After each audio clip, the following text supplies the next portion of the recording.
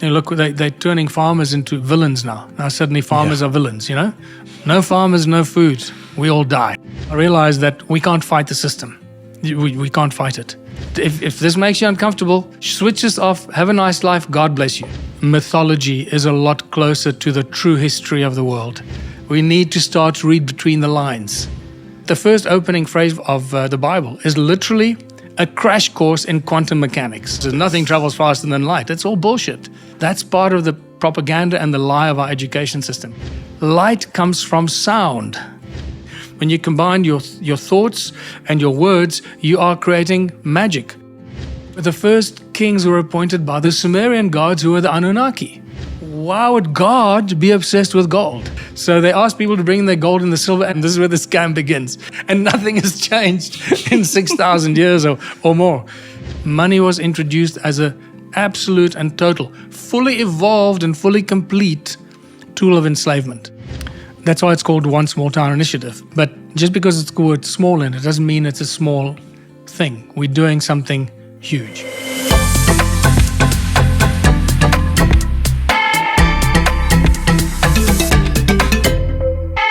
Hey guys, welcome to a new episode of the Trueman Show. We are in South Africa. We hope that you can see that we're in South Africa. We are in Montagu, a place nearby Cape Town. Today you're going to listen to a podcast with Michael Tellinger. And yeah, he's a legend here in South Africa. He's also well known in other places of the world as well because of all the work that he's done. And today our podcast is about the existence of mankind. How did we come to an existence? How are we living now in this moment? How did our financial system come into place? And also we were talking about a new project of Michael. Well, not quite new, but it's going the right way since a couple of years now. A new project in which he tries to make the world a better place by really giving us a new system opposing to the big system that there is at this moment. We're talking about all those different subjects. It is super interesting, and I think it's the first time I really made a podcast with like all these topics combined. So hopefully you will have fun watching this podcast. If so, you do me a huge favor by subscribing on the channel which you're looking at on YouTube, Spotify. Subscribe, please, and also share the podcast with your friends on your social media and on thetruemanshow.com.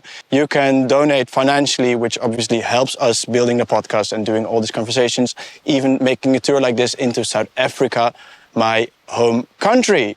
So yeah, have fun and cheers. Michael, thank you very much, man, for having us here in South Africa, the country which is so important for me, where I grew up. And it's the first podcast we do in this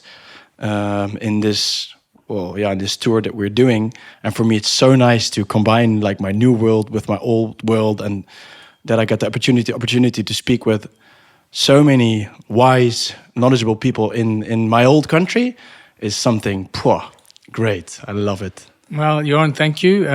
Thank you for coming all this way to talk to me, bringing all your equipment and setting up the studio at the beautiful Mirihof guest house and retreat. And thank you to my friends, Stuart and Natasha, for making their place available to us to do the shoot. It is a beautiful place. Eh? I'm looking at you right now, and behind you I can see the mountain, and it's a beautiful place. Yeah, it is. It's a spectacular location. Yeah. So how are you doing, man? What are you up to? I'm doing very well, especially right now. We've entered 2024 with lots of excitement, loads of incredible achievements behind us in 2023. And I'm referring specific to the One Small Town Initiative because we've just come so far in the last 17 years. Yeah, a long time, eh? It feels like, just like yesterday. No, but especially in the last 18 months to 2 years, that's when the real explosion happened. But I know we can talk about that much later because we want to first cover some other subjects. I think so, yeah. I'll leave it up to you. But basically, to answer your question, I'm doing very, very well because I now know that what we've done, what we've worked so hard for, what I've worked so hard for, what I've sacrificed nearly 2 decades of my life. And when I mean sacrifice, I mean real sacrifice in every possible way you can imagine, to get us to this place where I truly believe now that the One Small Town Initiative can no longer fail.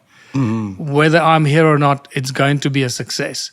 We have now reached that position, but we'll get to that. We're going to talk later about it, and I think it's good to already touch that subject a little bit, because I respect you a lot for all your work that you've done, because like on all your work about the history of the world and how we are created, but now also giving a solution on all the problems and all the stuff going on in the world, because I think a lot of people are waiting for a solution.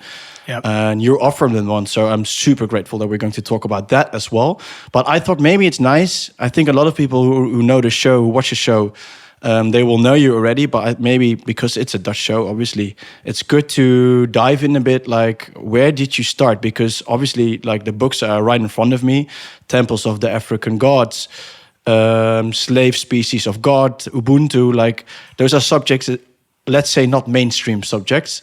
So I'm quite curious that how did you come into this work, in this line of work? Well, I guess it's a question that a lot of people ask, and I don't really have an answer for that, other than it's always been an obsession of mine to ask questions that other children didn't ask. While I was growing up, I was always, my mind was always somewhere where other people's minds were not. So I was always asking questions that were not nearly mainstream. They're not always mainstream, from school all the way through. But then by the time I reached university, and I read Erich von Däniken for the first time. I was 19 years old when I read Chariots of the Gods. And I think that was the book, the catalyst that really made my mind go, okay, there's a whole nother world out there, a whole different way that you can think, different way you can look at things. And don't always believe the mainstream history books. Don't believe what you learn in university, because that is all beautifully prepared for us to part of the education propaganda salad that they give us. So I guess it was really, I was always had a background or somewhere a genetic code that made me want to know more and explore more. Yeah, and because did you do university or not? Did you do? I studied at Wits Medical School in Joburg. I did pharmaceutics. Oh, really? So it's a five-year course. So that's why I was very obsessed with, biology, anatomy, physiology, physics and science and molecular biology, organic chemistry, pharmacology, all those kind of things. And because your books are, well, not all of them, but some of them are about the Anunnaki. Like, what was the first time that you came across those theories and that got you investigating in those theories like the Anunnaki? The Anunnaki was a big moment in my life, and that happened virtually 10 years after I discovered Erich von Däniken. And then when I was 30, I discovered Zecharia Sitchin and his amazing series of books about the Anunnaki. And that really cemented everything. It made me realize that pretty much everything we read in our history books is a beautiful fairy tale. And that suddenly the penny dropped for me that mythology is a lot closer to the true history of the world than our real history books. And I know that's a tough pill for a lot of people to swallow, but mythology is really just a tale that's been told over thousands of years by people relating their history and putting true, real events into stories that then grew and grew. And then at some stage, those historic accounts that were recorded or recalled by people telling, before the written word, before people could write. And let's not forget, until very recently, people couldn't write. And there was nothing to write on, nothing to write with. So everything was passed down with oral history, oral tradition. So after thousands of years of oral tradition and passing down the oral history, there came a point where they said, no, we can't carry on passing that information because that's too much information. And they changed it, and it suddenly became mythology. And they started to infiltrate our education system with all the lies and the disinformation and the propaganda. And here we are today. We have no idea who we are, where we come from, why we're here. and we are literally like a species with amnesia. We're like babies waking up in our pram, in our cot, looking up at the sky, looking around us, and going, "What's going on? Why are we here? What are we doing? What's going on?" And we don't know. And that to me is the exciting journey of discovery, and that's what I went through to get to this moment here, talking to you, with all the stuff that happened in between. That gives me enough background information and life experience to be able to do what I'm doing today. Yeah. Can you tell me a bit about the whole Anunnaki theory? Because I think some people who are listening to the podcast will know about it. You don't have to tell me in depth, but just a little bit, like what does it say? And so the Anunnaki story is a really important part of our history. And again, it's been shoved by mainstream historians into the realm of mythology, which it's clearly not. It is very clear history. But they will never admit to that and start teaching it in school as part of our history. And yet it is directly associated with one of the most advanced civilizations that we have, called the Sumerians. And so the Anunnaki story and the Anunna gods, actually, they're not called the Anunnaki in the Sumerian clay tablets. They're referred to as the Anunna. Anunnaki was really a word that was created by Zechariah Sitchin. If I speak under correction here, but I think it was him that came up with the word Anunnaki. That was a sort of an extension of the word Anunna, the Anunna gods, that were the central characters in all of Sumerian history. So this is not something that is, where there's a little bit written about these Anunnas and Anunnaki, there's a little bit, it's a very gray area. No. There are millions of clay tablets, Sumerian, Akkadian, Mesopotamian clay tablets that capture the history, and they talk extensively, especially the Sumerian texts, the Sumerian tablets that talk extensively about the Anunna and the protagonists, their leaders, the Enki and Enlil and Inanna and Ishtar and so forth. Ishtar may not be part of it. I might be getting some of my historic characters wrong there, but if you understand what I mean. So this is really, really important for people to understand. This is not something that somebody came up with because there was a hint of the Anunnaki somewhere. Thousands and thousands, hundreds of thousands, potentially millions of clay tablets that refer to these beings and refer to their activities and refer to the fact that they've learned, the Anunna were the beings or the gods that taught the Sumerians everything they knew.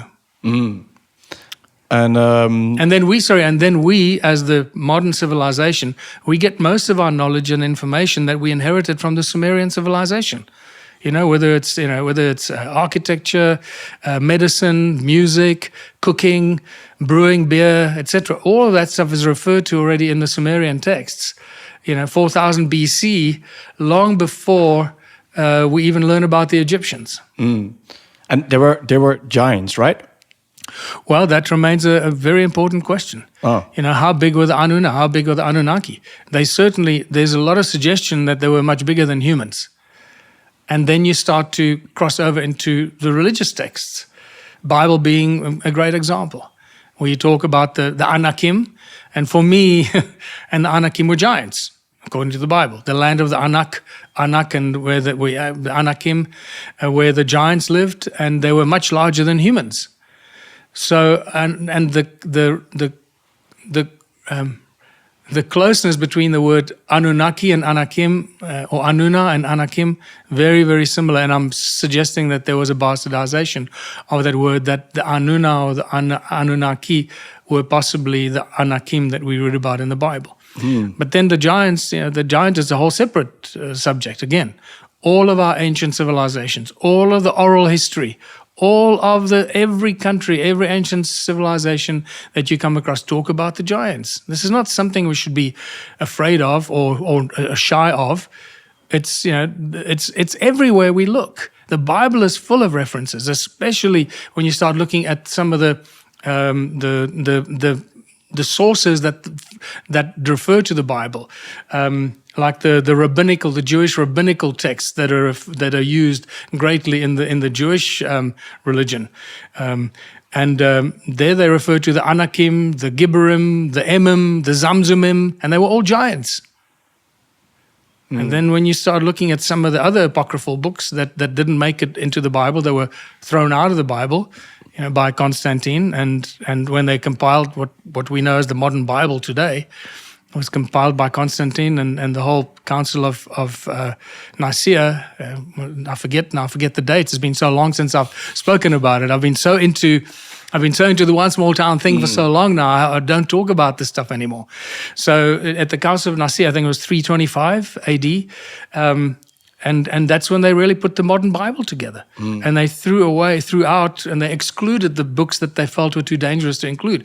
One of them was the Book of Enoch. If the Book of Enoch was part of the Bible, you and I would not be discussing the existence of giants. We'd know about it.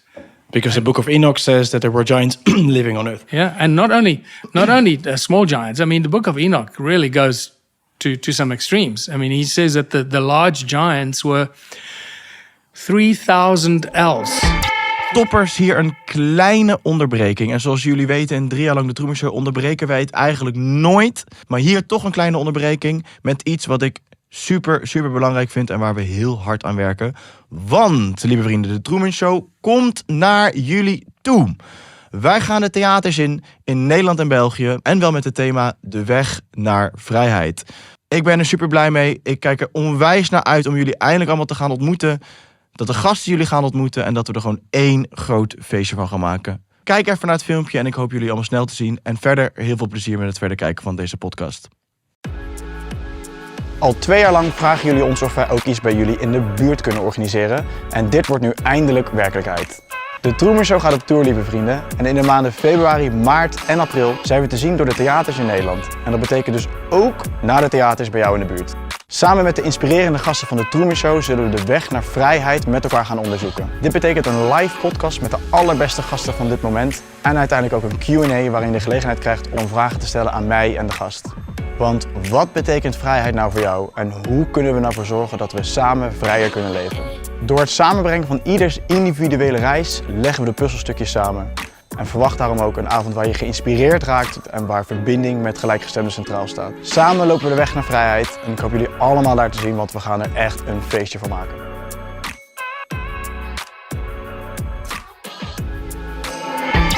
Because the Book of Enoch says that there were giants living on earth. Yeah, and not only small giants. I mean, the Book of Enoch really goes to some extremes. I mean, he says that the large giants were 3000 ells. 3,000 ells tall. Now, an ell is from there to there, so that's about half a meter. So a 3,000 ell giant would be 1,500 meters tall. Jeez. And now this is not just a little guy. Now we're talking about some very big people. And I can talk to you about giants for hours because I have a lot of information on it, but we don't want to get stuck on giants. So what I want to tell people is, if you do come across the story of giants, pay attention. Read as much as you can, absorb that information, make notes, write it down, and go and research it. Because you'll find every ancient civilization, their oral history, their oral tradition talks about giants in great detail. And different giants. We're talking about the small ones, like the Anunnaki, that were maybe 2 or 3 times the size of humans. We talk the slightly larger ones that are like, 15, 20, 40 meters. Then we got the 100-meter giants. Then we got the 300-meter giants. We got the 500-meter giants. Then we get the big ones, the 1.5 kilometer tall giants. And all of them played a different role, and they had different reasons why they existed. And again, I don't want to get stuck in that detail, but I've studied that in great detail in the research that I've done in the ancient civilizations here in South Africa, where we've done all kinds of spiritual and shamanic journeys and connected with the ancestors and connected with the spirits and the guardians of the ancient sites. And let me tell you what, when you start doing that work and you start getting consistent results that support each other, there comes a time where you have to say, okay, this is no longer coincidence, or somebody is just making the story up. Because when you start getting consistent stories and consistent information, this one that is completely disconnected from that source of information, but they support each other, then you got to start believing that this is no longer a coincidence, but a scientific fact. What do you think of all the religious books? Do you think that they are all somehow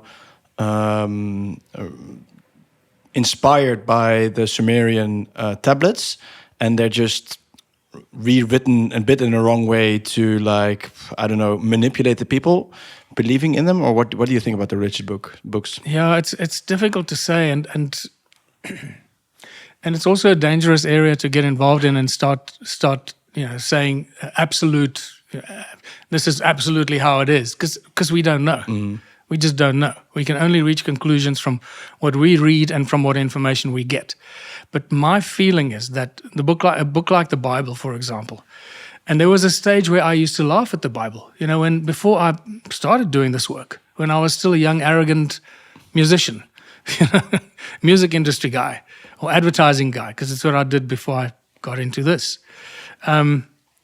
After I left pharmacy, I was involved in the pharmaceutical industry for a number of years, and then I left and I went back into music and into advertising and so forth. And you get some arrogance and you think you know everything, and you get chopped down at the knees and you realize, oh my God, I know nothing. Let me start researching again. That's a great moment. Yeah, it is a wonderful moment, and I'm eternally grateful for those moments. But I look back at them now with a good sense of humor, because I just see myself as this arrogant guy. He thought he knew everything. And I know there's lots of people like that out there. And you meet them, I meet them, we meet them all the time. So when I do, I just shut up and I sit back and I say as little as possible, because I don't want to talk to those kind of people, because you're not going to win. No, never. You will never. You can better spend your They time. don't want to listen. Yeah. No, yeah. True. So I do believe that books like the Bible, for example, first of all, has incredible knowledge encoded in it. And it took me a while to realize that. It's only when I started to discover the ancient civilizations of Southern Africa and I started to realize the advanced technology that they were developing and learning about all that technology, it led me down a path to have to go and learn all about quantum mechanics and quantum physics and particle physics, and realizing how simple all that stuff is and how complicated our universities make it. And it's really, really simple. And yet they don't teach us that at school. Because if they taught us that at school, then nobody would believe the bullshit that they're spending billions of dollars on to create, the Large Hadron Collider and the Fermi Collider and Fermi Lab and all these. Those are just fronts for studying BS science and BS so-called research, while they're doing undercover research that they don't talk about, but they put up a front to make us believe that they do X while they're doing Y. So now I got off the track. I have no idea what I was talking about. Oh, the Bible and the encoded. So I believe that the Bible is full of incredible knowledge and information, and overwritten on top of that is what I call the soap opera, the soap opera story that they write on top of it.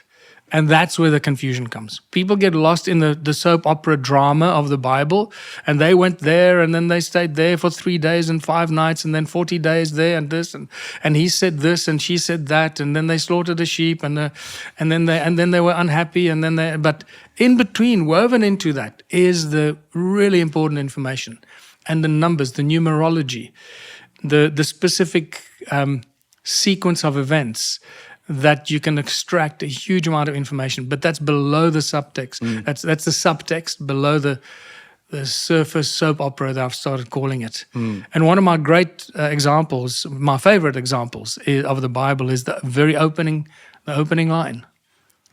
And it is consistent with every ancient civilization creation story. And if the listeners to this podcast don't know this, this is an important moment in your life. Okay, pay attention to this. Every ancient civilization that you will study, including the Egyptians, the Sumerians, the Hindus, the Buddhists, every ancient civilization, including Christianity and Judaism, it's the same. They have the same origin, so call it Christianity. The same story of creation, which starts with the Creator or God creating the universe with sound and resonance and frequency, with the spoken word. So, but they just describe it differently. They use a slightly different description to describe that event or that sequence of event. So in Christianity, we have, in the beginning, God created the heavens and the earth, and God said, "Let there be light." But it says first, it says the Spirit of God moved over the waters. So for long time, I was wondering, okay, so nothing is in creation. God hasn't even said, "Let there be light," but there's already water. Mm. Where's the water? There's no universe. There's nothing. There's the void. There can't even be a void. There's no firmament. There's no matter. But there's water. Water is matter. It's hydrogen and oxygen. Mm. And I started to realize, hold on. There's something very special and very important about this combination of elements, water and hydrogen. And it certainly is. And I don't want to get sidetracked by that, but it's, just focus on water for a little bit for people that want to do some research.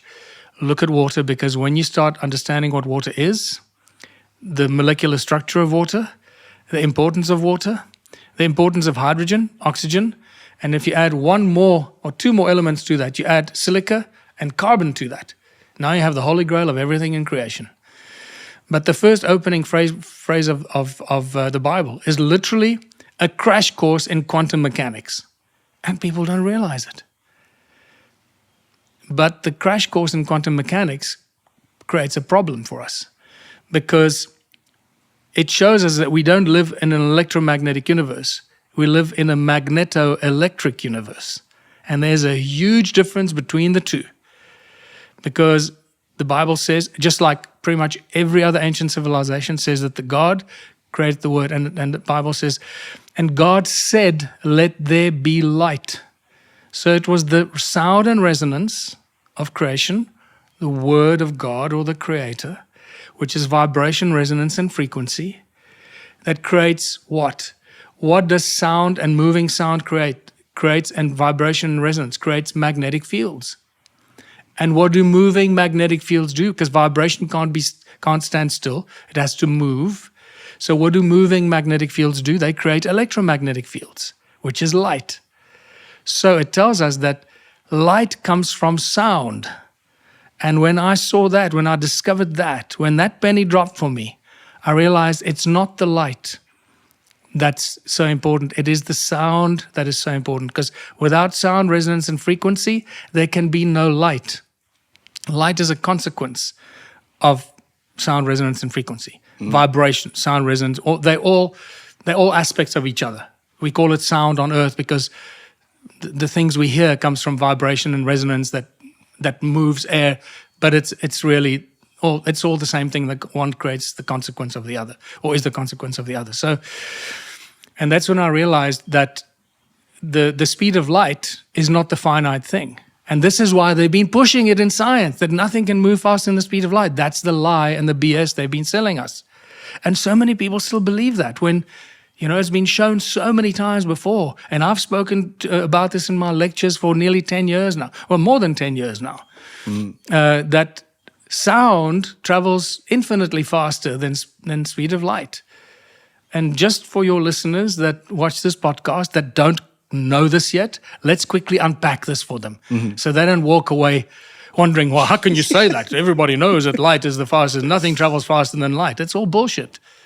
That's part of the propaganda and the lie of our education system. Because if children were taught that is not true, imagine the open minds they would enter life with, how they would enter life and adult life and university or research if they knew what's really going on. And this, by the way, affects the quantum mechanics and the particle physics study incredibly at every possible level.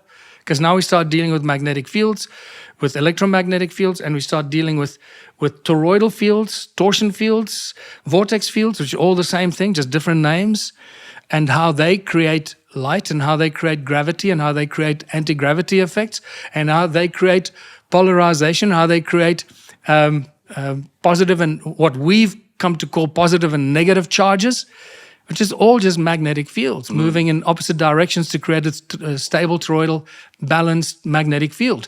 But they don't teach us this. They teach us all the other bullshit. once that penny dropped for me, it just everything became so simple, and you can start explaining everything. And so when they teach us that we live in an electromagnetic universe, we all go, wow, it's amazing. But it's a subtle deception, because it's a magneto-electric universe. The magnetism comes before the light. So if we grew up believing that light comes from, as a consequence of sound and magnetism, we get light, we'd see physics and science and cosmology very differently. What does that say about our creation, though? It says that at some point, some stage, some omnipotent field of consciousness, you can call it God, the creator, I don't know. I just ended up calling it God. I've come the long way around. For many years, I was scared to call it God because God had so many different connotations and religious connotations and so forth. And eventually now I just said, you know what? It's God. It's God, the creator of everything in the universe. We can't put a name to it. We just know that everything that exists here is not a consequence of tiny little particles bumping into each other randomly, all over the place and creating everything in creation. Because remember, that's the story that they're trying to teach us in evolution. From the simplest amoeba and just like billions of particles, where the Big Bang comes and these billions of particles, an infinite number of particles that just bump into each other randomly, and out of those particles bumping into each other, suddenly they create everything. Everything, including you and me being able to have this conversation. Really? Fuck off. Sorry. Really? No. And what does it say about, like, for instance, because the Bible and the Quran, like all those, because for me they all sound the same-ish, right? Okay, this is really important. This is why Slave Species of God is such an important book. Although it is quite dated now, and a lot of stuff needs to change, the basic foundation of this, the basic premise still stands, which is the most important premise. And this is why the word God is spelled with a small g on the original book. Slave Species of God with a small g, not God with a big G, because we're a slave species of the gods with a small g. Because it seems like the Anunnaki were the beings that had the knowledge of genetic manipulation, genetic engineering, the way we have today. We're cloning species. We're doing shit that people don't even know is happening in this secret, genetic labs and biolabs and so forth. We know how to clone things and clone humans and clone creatures. So did the Anunnaki. They knew this millions of years ago. And so they cloned a new species. And it seems everything points to the fact that we are the species, or we're the descendants of the species that they created. And that's why it's spelled with a small g. Because just because you got the knowledge of genetic manipulation doesn't mean you created the heavens and the earth. No. And there's a big difference. So the Slave Species of God, the most important job that book does is to draw the distinction between God with a big G and the gods with a small g. The God, the creator of the universe and all things in it, whatever that force, consciousness might be. What also created the Anunnaki then, right? Absolutely, yeah. So it's a very important point. Yeah. So can you tell us a bit more about because now you just really short. You told us something about how they manipulated our DNA, or how they created us, human beings. But maybe you can tell us a bit more about the Anunnaki, how they because they came to Earth, right, from another planet. So again, this is very important. This is all information has been taken out of the Sumerian texts. And, we've got to be grateful for the people that have translated those Sumerian clay tablets, that spent years and years researching it and translating it, decoding it, and then going through all the, hard work to share that information. And Zecharia Sitchin was one of those people. Now, I believe now that Zecharia got a lot of stuff wrong. Not everything he wrote about was accurate. But even if 10% of what he got was right, it's still fantastic, because he opened our eyes and opened our minds to a whole new reality. So stop talking about Zecharia Sitchin was wrong. I don't care if he was wrong. Even if he was 1% correct, he opened the eyes of billions of people around the world and taught us that our mythology is our true history, and is not just a figment of somebody's imagination. So the story of the Anunnaki is that they came to Earth, who knows from where, from some other dimension. Now, again, we can go into that discussion, and that goes into areas that some people will be very uncomfortable going. This is why when you start studying this, you've got to have an open mind and be prepared to get information that is going to make you feel very uncomfortable to start off with, really uncomfortable. And it took me some time to process a lot of this and to digest it and to become comfortable with it, or to bring it into even to accept it as a possibility. But I've gone through it, I've done it, and it no longer scares me, because some of the stuff is really scary and disturbing to the point where you actually don't want to deal with it, because it's that disturbing. And we're talking about disturbing from a sense of evil, like pure evil, disturbing from a sense of understanding that there are beings and people and other beings, possibly aliens, that have the capacity of magic, of manifesting things instantaneously, like Green Lantern, the movie, that kind of reality. And you've got to be able to embrace that. Otherwise, just walk away from it and leave it alone. Don't mess with it. It's a good disclaimer as well. Right? Yeah, really. Just if this makes you uncomfortable, switch this off. Have a nice life. God bless you. That's what I tell people. You don't have to listen to these things. You don't have to get into it. But one of the important things you actually opened this podcast with is to say that we need to have this information. But just because we can't get lost in this information, study all this stuff. Take it in as information, as knowledge. Process it whichever way you want, but don't get stuck in it.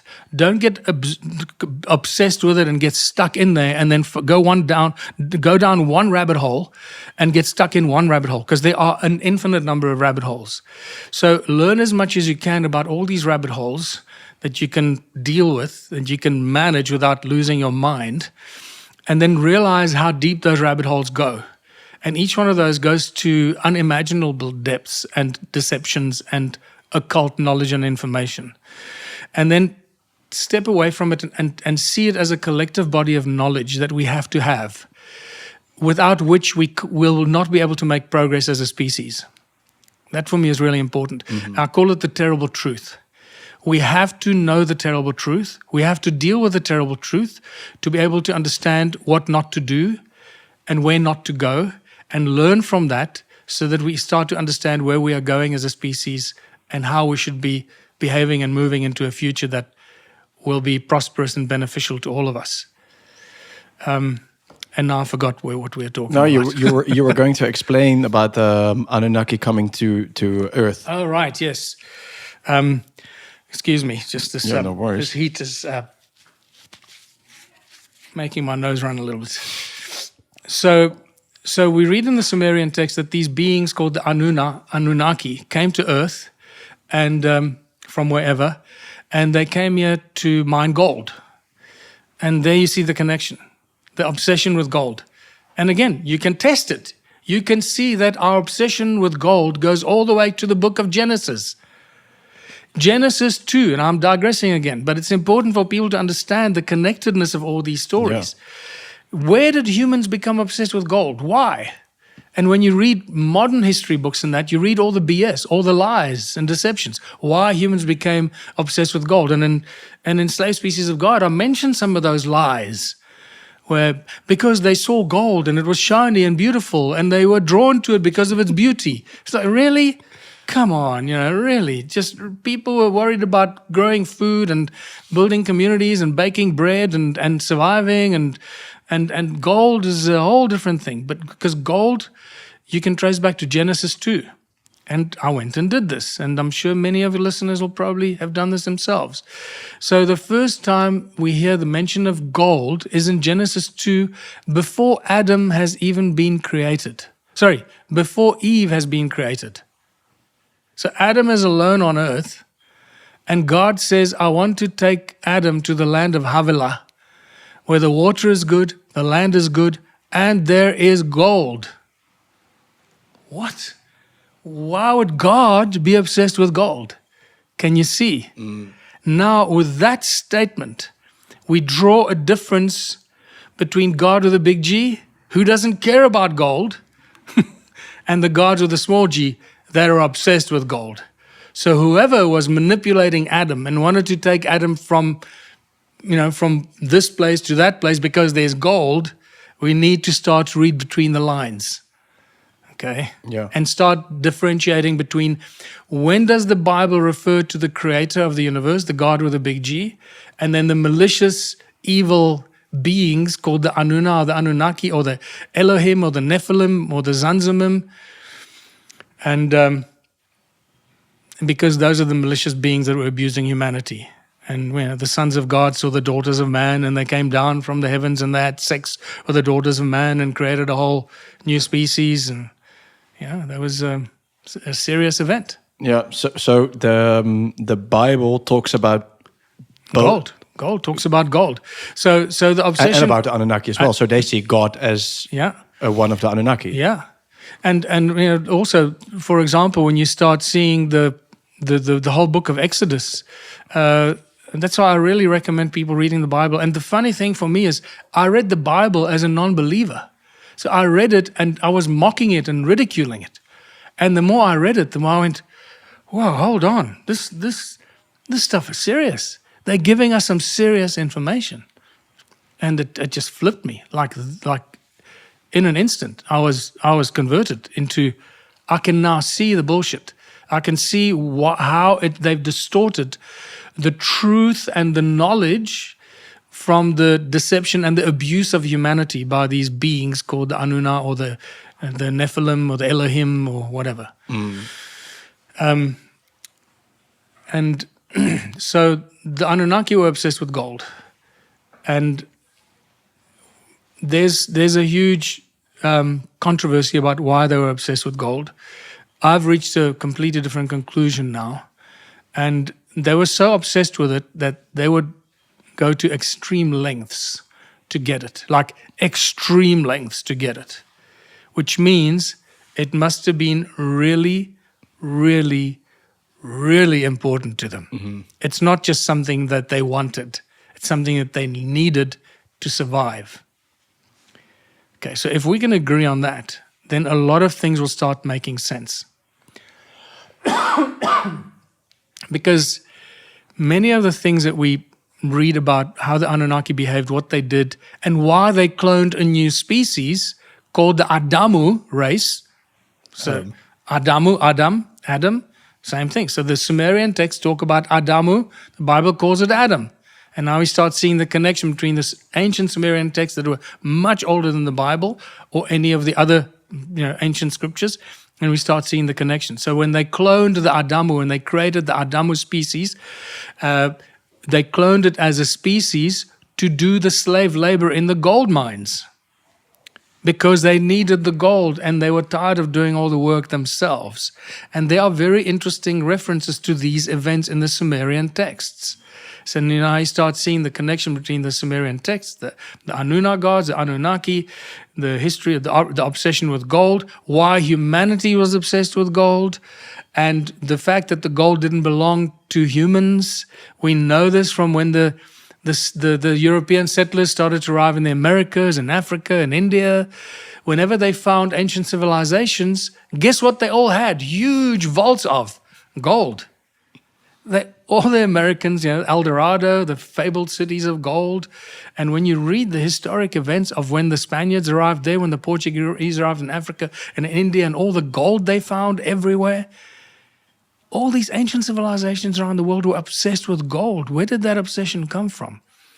And we can start tracing it back to our obsession of gold that we got from the Anunnaki. Yeah. So they created us, Adam, to get the gold from the mines, right? Yeah. That's the story, right? Yeah. And how did Eve come into play? Well, again, that's in the Bible, it sounds like a lovely fairy tale story. Oh, here's Adam, lovely, and he's there. No, but now let's give him a mate so they can have sex and procreate. Well, it's not quite like that. I see it more like a very serious experiment, because from the research that I've done with, whether it's channelings or past life regressions or shamanic events, or people that connect with ancestors, people that have connected with some of the Anunnaki that were responsible for building the stone circles in South Africa, in Southern Africa.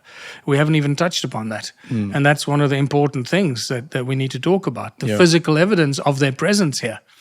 The spirit whisperers, the sound, the sight whisperers, the people that can connect with the ancestors and the spirits and the guardians of these sites.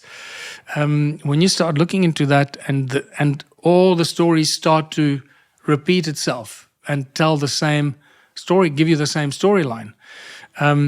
It seems that Adam, the first humanoid creature, was built just to, wasn't very smart, but he was physically strong. He was androgynous. He wasn't neither male nor female, couldn't procreate, and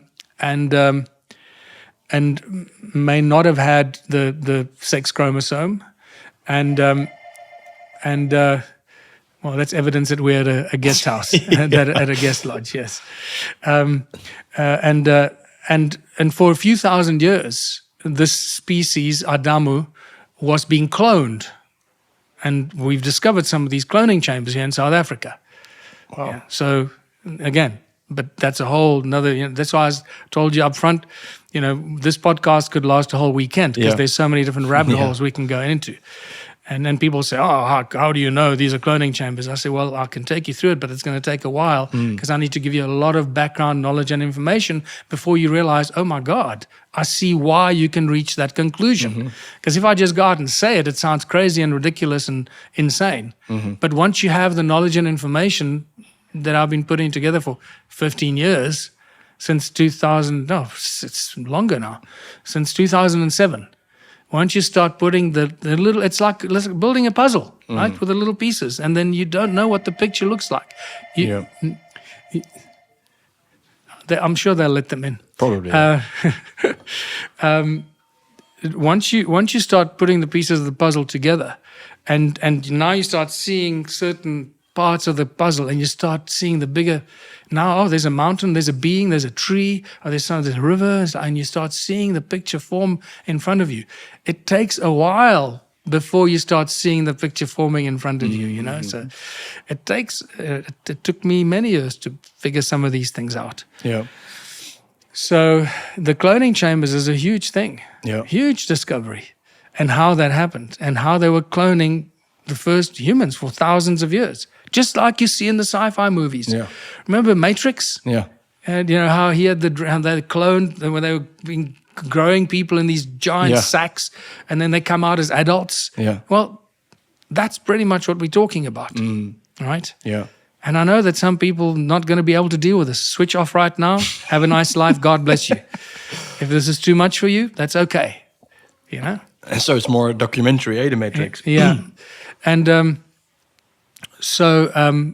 after a few thousand years, they needed more gold. They wanted to, have more gold and so forth. And they realized that they couldn't clone enough of these species, of these beings. So they said, well, why don't we let them procreate on their own? And that's when they took the essence of Adam, when you know the story, and they took the essence of Adam and they created Eve from the essence of Adam. So they took his DNA and they created Eve with his DNA. So it's genetic manipulation. But then they created the male and the female. So they created Adam into the masculine and Eve into the feminine that could carry the child. And then they had to find out, well, is this going to work? If they copulate and shag and procreate, will the female eat the male afterwards, like some other creatures do? So, that's when we have the story of the Garden of Eden. And so there was probably a real place where they left the female and the female species to see how they would procreate. And it worked. They started to procreate and multiply. And at that stage, they no longer had to clone the species to do the slave labor in the gold mines. But that came with a whole different set of problems. And what does that say about our DNA? Because they created us in a way to listen to them and do their dirty work in a way, right? Yeah. So a lot of people say that nowadays the reason that we are still that compliant with all this stuff is that because we still got that left from back in the day, and also I don't know how you look at that, but that the people who are making all those plans, the Agenda 2030 and all that stuff, they are still Anunnaki members actually. Again, very important question unless you're those insiders unless you're part of the global elite, reporting to some high authority, we're just speculating. We know what they're doing. We know what they're doing to humanity. So clearly they're getting their marching orders from somewhere, because what they're doing is inhumane. What does the word inhumane mean? Not of human origin. So maybe they truly are getting their inhumane instructions from some beings that are not human.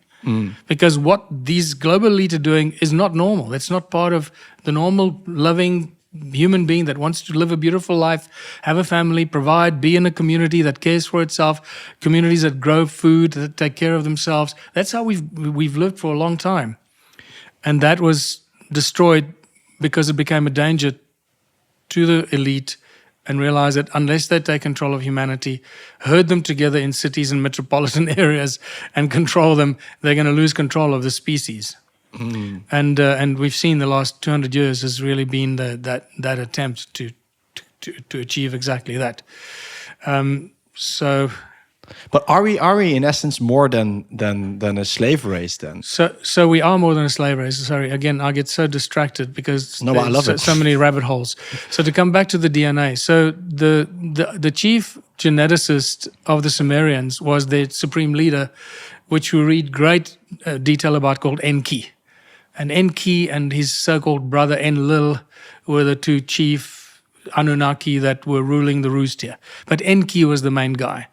And there's dispute about who Enlil was, whether it was Enki's brother or half-brother, or possibly a clone of Enki. And it's very important because according to Anton Parks, he was a French researcher, and in my opinion, probably the greatest authority and knowledge and translator of Sumerian texts, Anton Parks. Have a look at his books. You should have him on your podcast. He's insane. His knowledge of the Anuna and all that stuff is on a level that very few people have gone. Nice. And he suggests that Enlil was actually Enki's clone and not his brother. So Enki was the chief geneticist and the chief architect of the species, and he was the supreme commander of the Anunnaki. Together with his sister, and then Inanna, who was his younger niece or something, and they were all sexual stuff going on there. So it was all the shagging and procreating with your half sister. So you keep the bloodlines the same. The royals seem to still do it today. Yeah. You have offspring with your half sister or your half brother, and that's how you keep the blood pure, the bloodline pure. So Enlil worked on the DNA, on the genetic manipulation for a long time. And again, Zecharia Sitchin goes through it in some really interesting detail. Even if 10% of it is accurate, it's still staggering, the amount of effort and energy that went into creating that first successful Adamu, that first successful being that was capable of walking upright, that had enough knowledge and enough brain capacity to follow orders, but not to rebel, to understand the consequence of fear, or have fear. So if you don't follow orders, we're going to inflict pain on you. Because apes and gorillas and chimpanzees don't have that. You can't tell them to do stuff. They'll rebel, they'll fight you until death. They had to create a creature that wouldn't have that kind of character. So it took them thousands of years to get the right genetic mix. And there's a very interesting moment where where the whole flood story, again, flood story is a story that crosses all ancient civilizations. Yeah. Graham Hancock does a lot of work on that as well, right? Exactly. Yeah. Graham Hancock has gone into this in great detail. So I don't need to. What I can just refer to, go and read his work. It's a lot more detailed than mine. I do cover it, but not as well as Graham does. But what's important, what I cover in more detail, is how Enki realized with this there was this flood coming, and it was going to wipe out much of what they've created on Earth. And in fact, the Stone Circle ruins in South Africa are a great example of such a flood happening. Okay, this is really important. And there you have this connection between the Anunnaki, the gold mining, the ancient civilizations here, the structures they built here, the energy generating devices, the advanced technology, the cone-shaped tools, the toruses, the torus stones, the magnetrons, and you start seeing the whole picture suddenly just comes into focus. And, oh my God, this is huge. How come nobody knows about this? Well, you just study my work, watch my videos, and you'll know about it in no time. But you're certainly not going to learn about it from mainstream history books, from History Channel, even aliens, what they're called ancient aliens. I know all those people. I've done lectures and with every single one of those people that are on ancient aliens. And Giorgio Tsoukalos became a friend of mine, and he invited me several times. But it's never gone full circle where I actually appeared on Ancient Aliens, because I think they realize that I present too much physical and real evidence. It's not, is it possible? Could it be? Was it, could it have been? Or does it look like? No, this is what it is, and this is physical scientific evidence. And it solves all of your questions, yes. yeah. So we can solve a lot of questions, and there's evidence for a lot of the stuff, including advanced technology. And I lost my train of thought again. This is ridiculous. So no, but it's great. So Graham, the flood story. So the flood story is really important, because when Enki realized, and when the Anunnaki realized that some giant cataclysm was going to happen and destroy the world, whether it was rain or whatever it was, and it seems to have been a huge flood of water, where the gates of heaven opened up and the water poured in. Again, you can go and say, what the hell does that mean? Really? The gates of heaven opened up and the waters of heaven poured into the earth. Okay, that's a discussion that some people are very uncomfortable with. So let's stick to the flood. So the Anunnaki knew that this destruction of their civilization was going to happen, and they had to protect seeds, they had to protect genetics, they had to protect animals and so forth. So Enki chose an individual, and the Sumerian Noah, and I'm just trying to recall his name now. Oh my God, it's terrible. See, I haven't spoken about this for so long, and I have a complete block on the Sumerian Noah's name. And it's well documented in Zechariah Sitchin's work. And then Enki was not supposed to tell Noah about this story. And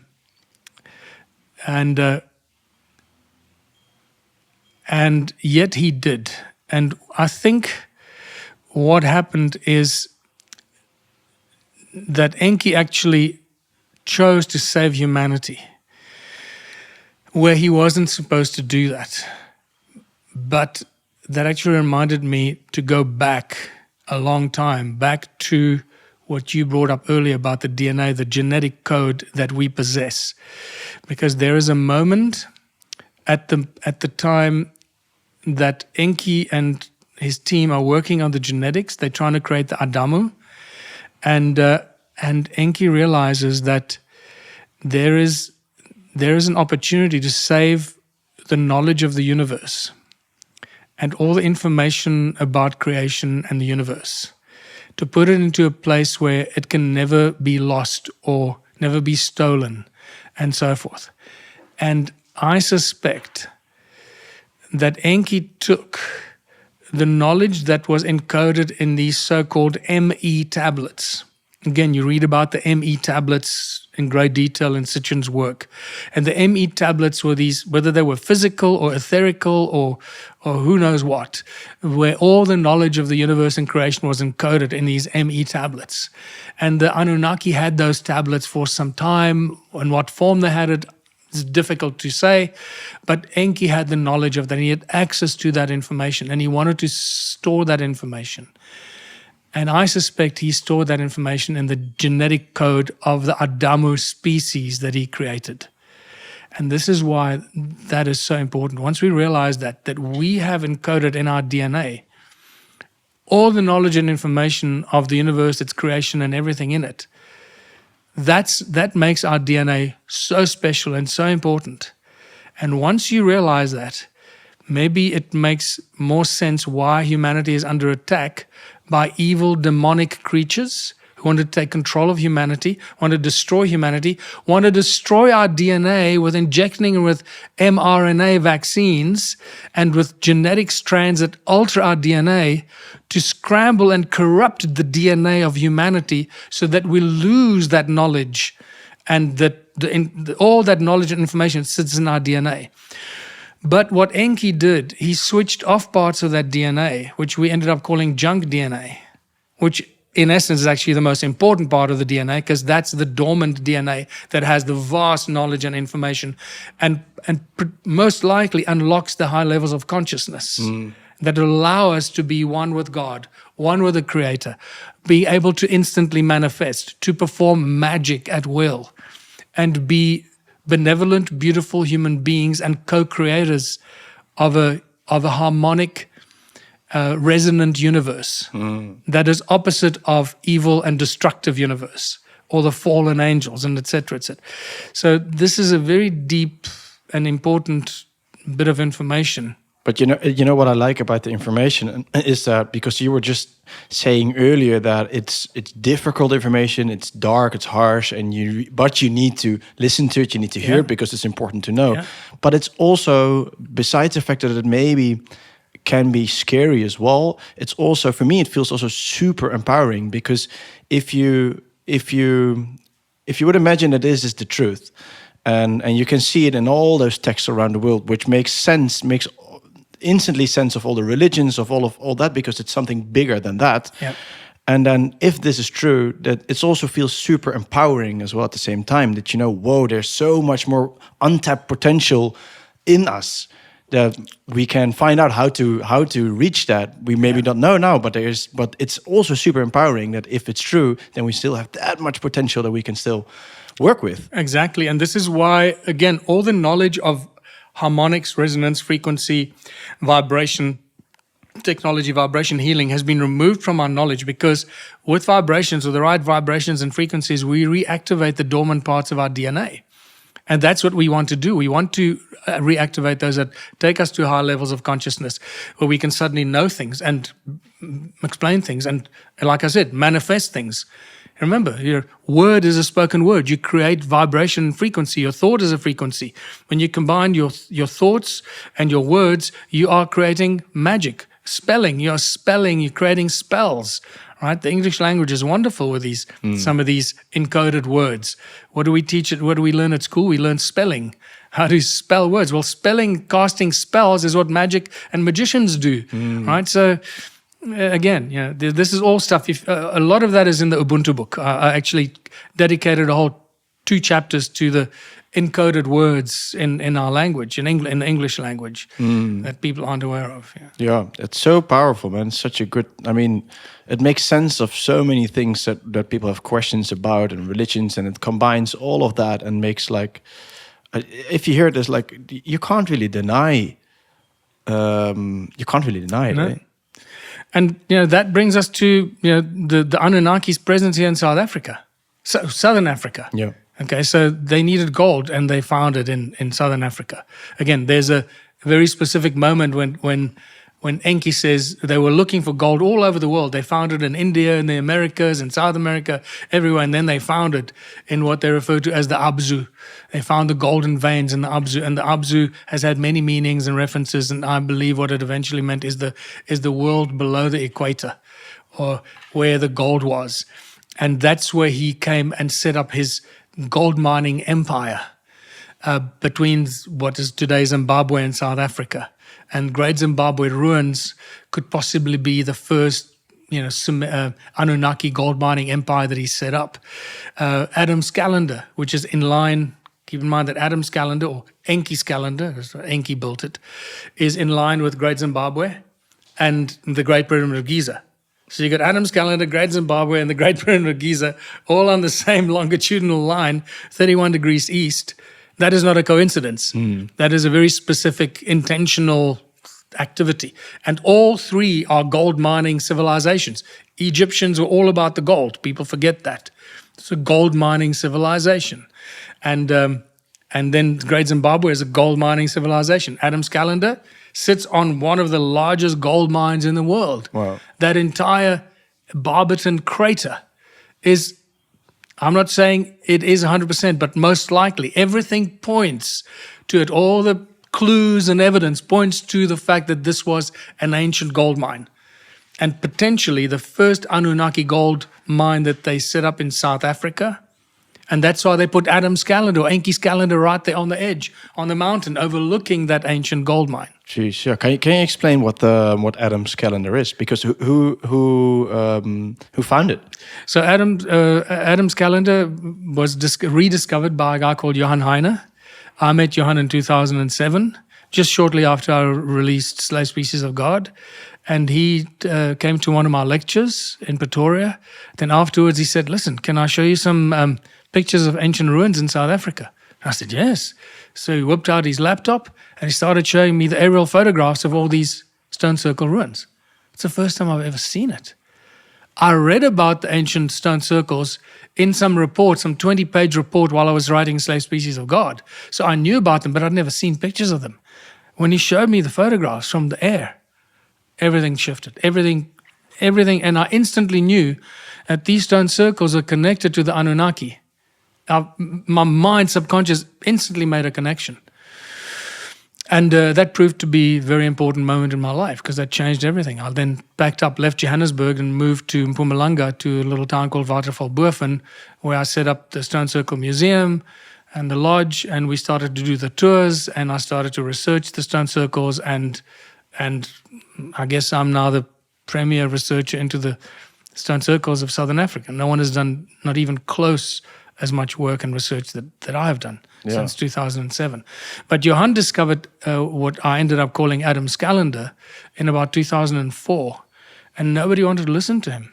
He realized that this was not just some bunch of rocks, that this is a put together site, a constructed site. And then he went and measured it, and he realized it's a calendar. It's aligned to north, south, east, west. You can the one rock at the center is the rock that casts the shadow on the calendar stone, and then you can follow the months of the season from the one edge when the shadow is on the one edge of the stone, right, and then moves as the sun moves. From the winter solstice to the summer solstice, the shadow moves from one edge to the other edge, and then it stops, and then it moves back. So you can tell the shadow moving, and that's 6 months of the year. So he realized this is a calendar. Jeez. And it's still quite accurate. It's shifted a bit because it's been there for so long. And then we started to do research. And when I went to meet Credo Mutwa for the first time in 2008, I think it was about August 2008 that I went and met Credo. And I showed him Adam's calendar, pictures of it. He started to cry. And he said he never thought he'd see that special place again. And then he told me the story of Adam's calendar, which he called Inzalo Yelanga.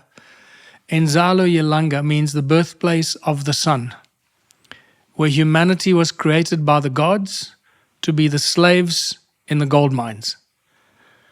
When he told me that, I went, Jeez. oh my God, you just verified everything I believed this to be. It's the Anunnaki story. It's the Anunnaki story. And then he said yes. And then he told me the whole Anunnaki story.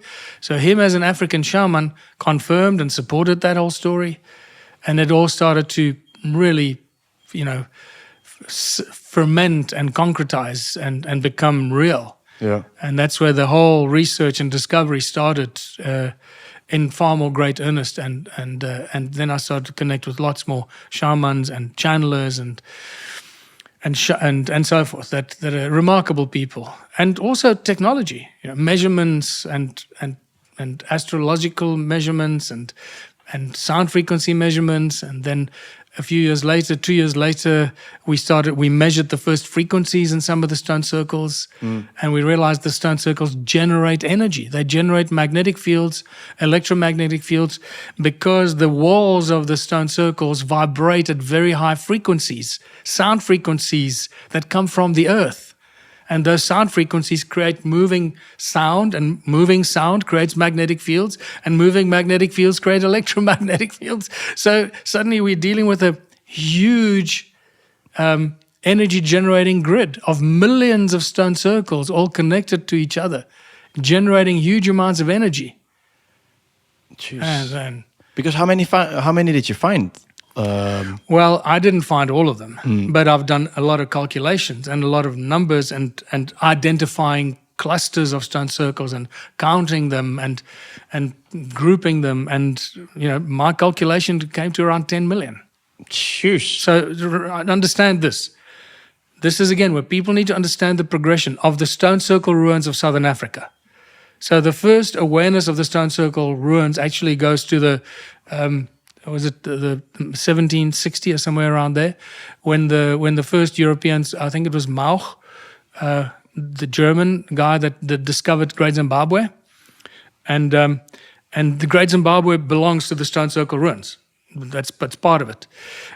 So and then after that came the researchers, and they studied Great Zimbabwe, and then came a guy called Theodore Bent, an English archaeologist, in the late 1891, came to Southern Africa. He spent a few years here.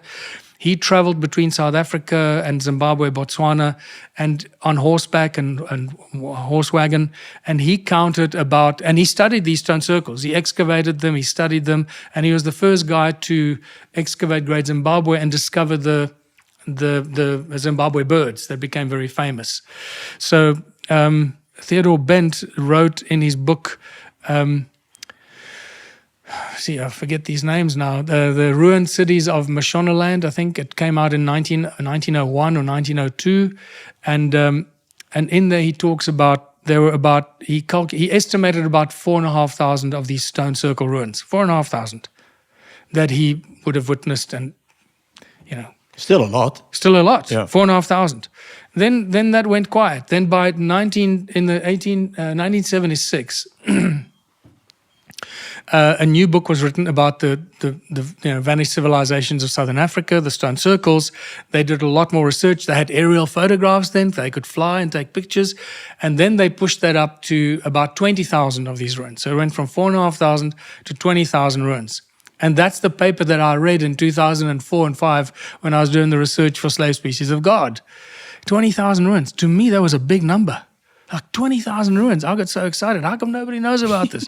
This is like land of Indiana Jones, and I got so excited about it. And then literally a year and a half later, I meet Jan Heine, who shows me the first photographs of these stone circle ruins. And they're in this book, lots of beautiful photographs in this book. At that moment, Jan Heine was the only guy that had these photographs because he was flying around a lot. He runs a big company called Working on Fire. They deal with all the forest fires. They do the helicopters that put out the fires. So his guys are always up there, and he took hundreds of photographs of these ruins. Not just here, but in Zimbabwe and Botswana and Mozambique as well. And then I realized that this is much bigger than people imagine. Yep. So by the time I wrote this book, Temples of the African Gods, in 2008, I'd started to count the stone circles. And within the first 6 months of me moving to Waterval-Boven, I must have walked through about 1,000 ruins myself. Jeez. Okay, on foot, within a 100 kilometer radius. I must have walked through 1,000 ruins. So I thought, hold on. If I can walk through 1,000 ruins, there must be 10 times that much. There must be 100,000 ruins. So I then went on record and say, well, there must be at least 100,000 of these ruins, not just 20,000. Then I phoned, and this is a very important moment in my life, in my little aha moment, right? And I phoned the the retired head of archaeology at Wits University, which is my old university that I went to medical school. And his name was Revel Mason. And he was quite an outspoken guy and larger than life guy. And I got hold of him, surprisingly, on the phone at home. And I said, Revel, listen, I'm looking at these stone circles. And at that stage, I had no idea that they were anything other than dwellings for people. Mm-hmm. We still thought, including me, that they were dwellings for people or animals. We didn't realize that they were not. So like live in or cattle. Exactly. Or whatever, we still all believed that, including me. Okay, which is not true, by the way. So if anyone watching it, they're not dwellings for people or cows. They're energy-generating devices. Okay, and we have evidence coming out of our ears for that. I don't even want to go into the details of that because it's just, I almost feel, are you serious? Like, watch some of my videos. I go into lots of details. So I phoned Revel and I said, Revel, I'm studying these stone circles, and look, I'm starting to think that there were a lot more than our history books tell us. And I said to him, so how many of these do you think there are? I tell you, he didn't blink an eye. Within a split second, he said, there must be at least 100,000 of them. So I went, oh my God, that's what I think. I think there must be at least 100,000 of these. And I said, but Revel, that creates a big problem. And I don't know how to answer this. Because if there are 100,000 of these ruins, and they go back to a time where apparently Southern Africa was a sparsely populated place, nobody lived here, then how is it possible that we have so many stone circles here? And he said, I said to him, actually, if we allocate just 10 people per stone circle, that means that gives us a population of 1 million people, 300 years ago, 400 years ago. And there was a bit of silence on the phone, and he said, well, then there can't be 100,000. Just like that. That easy, there are at least 100,000, but then when you follow the mainstream narrative that nobody lived here, then, okay, well then there can't be 100,000 because there wasn't 1 million people living here. Yeah. And then I went, okay, you can't talk to mainstream academics. No. You just can't have this conversation with them. They're not prepared to go there. Also cognitive dissonance as well, or not? Yeah. Very much cognitive dissonance is their primary tool that they revert to all the time. Yeah.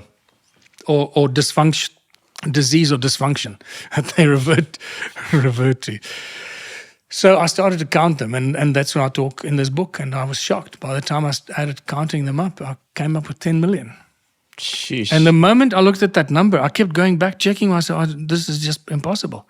The moment I realized that my calculations were accurate, I went, oh my God, we're dealing with an ancient vanished civilization. Nobody knows about this. And no one is writing about it. No universities are studying this. I'm the only guy talking about this.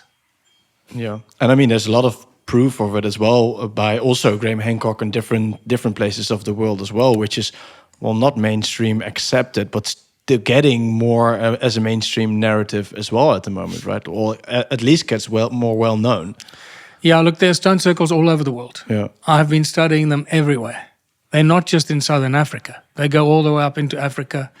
They're up in Saudi Arabia, in the Middle East. They're everywhere. The Stonehenge as well, not? Stonehenge is one of them. But it's just a different kind of stone circle. Every time you build a circle, you in essence build an energy device. If it's built out of the right kind of stone, it's got to be quartzitic stone. It's got to be energy or sound, not energy. It's got to be sound conductive stone that has acoustic properties.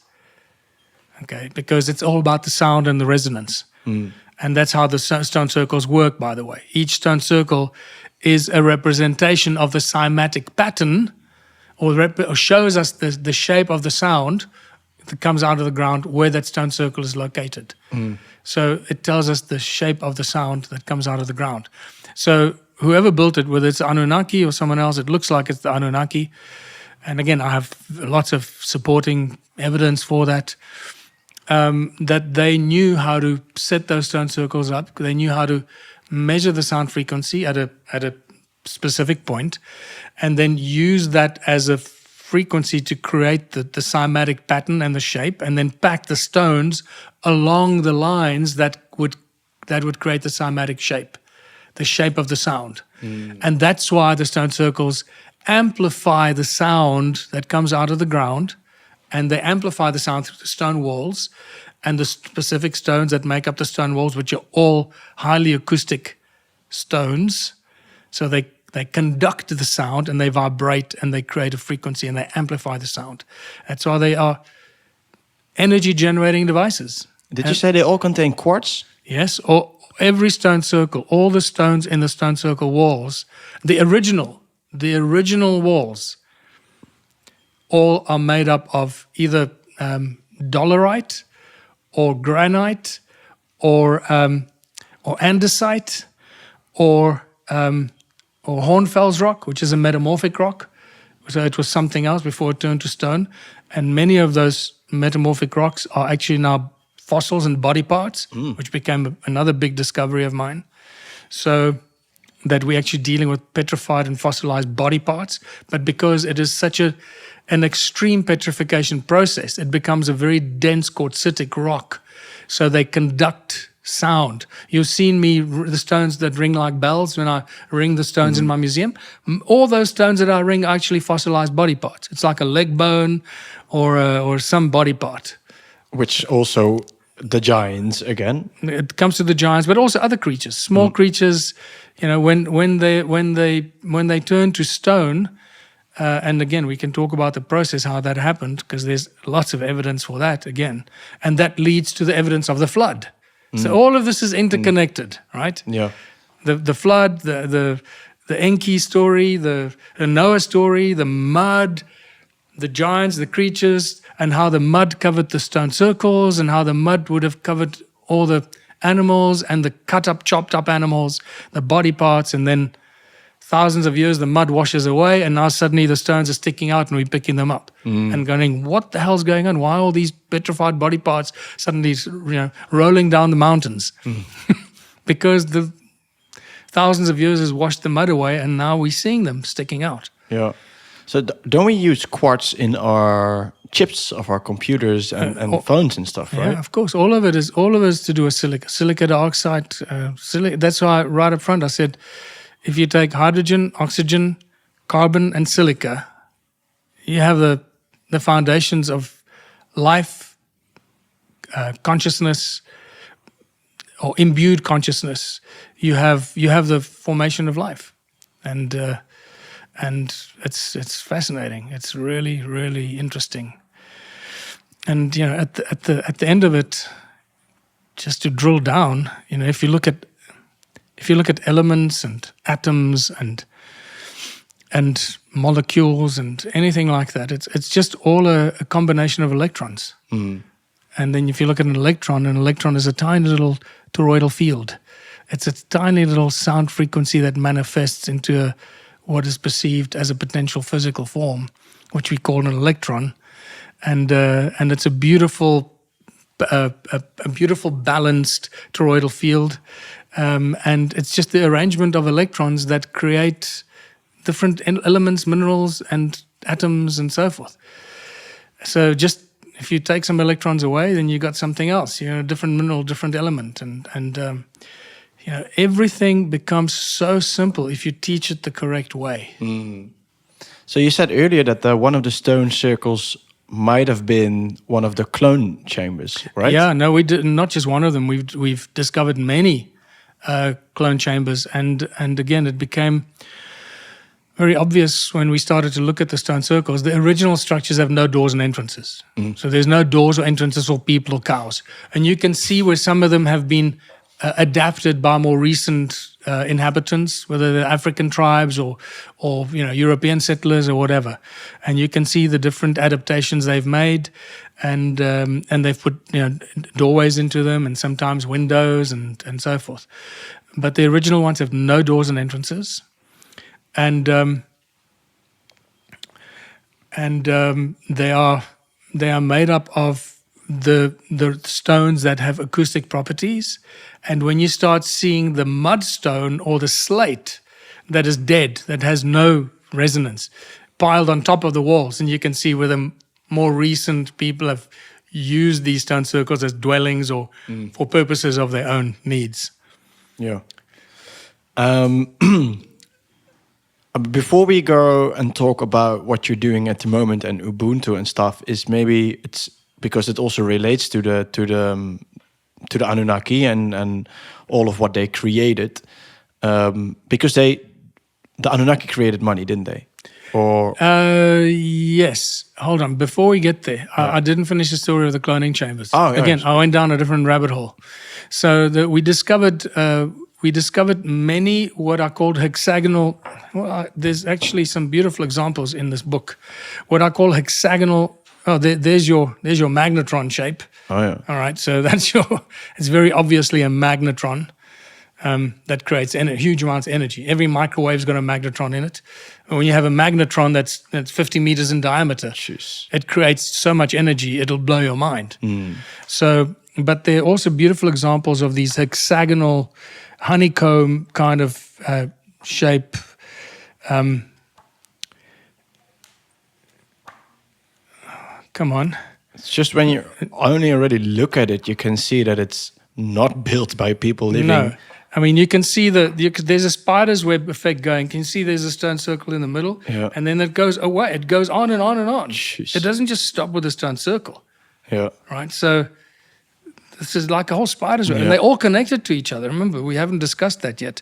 They're all connected to each other with these channels. They connect them. Every stone circle is connected to every other stone Really? circle in a huge network that's connected because they generate energy and they share that energy into the entire grid. So this is a huge energy generating grid. I'm just looking for one of the Just like the pyramids clone as well, chambers. Just like the pyramids. But I'm not finding the clone chambers, but I know it's in here. And they look like honeycombs. They literally look like beehives and or wasps' nests, but they built out of stone. And it's spectacular. When I discovered that, I went, why would they build these walls? You can't move from one chamber to the next. There's no pathways even inside. This is different from the stone circles. And there are many of these clusters of these honeycomb hexagonal structures. And then I went and did some past life regressions, and I went to channelers, and they all came back with the same stories. There was the cloning chambers where the Anunnaki were cloning the first Adamu species. Whether that resonates with you or not, do with that information what you want. If it's too dark for you, then switch off right now. But it fits the picture. Absolutely.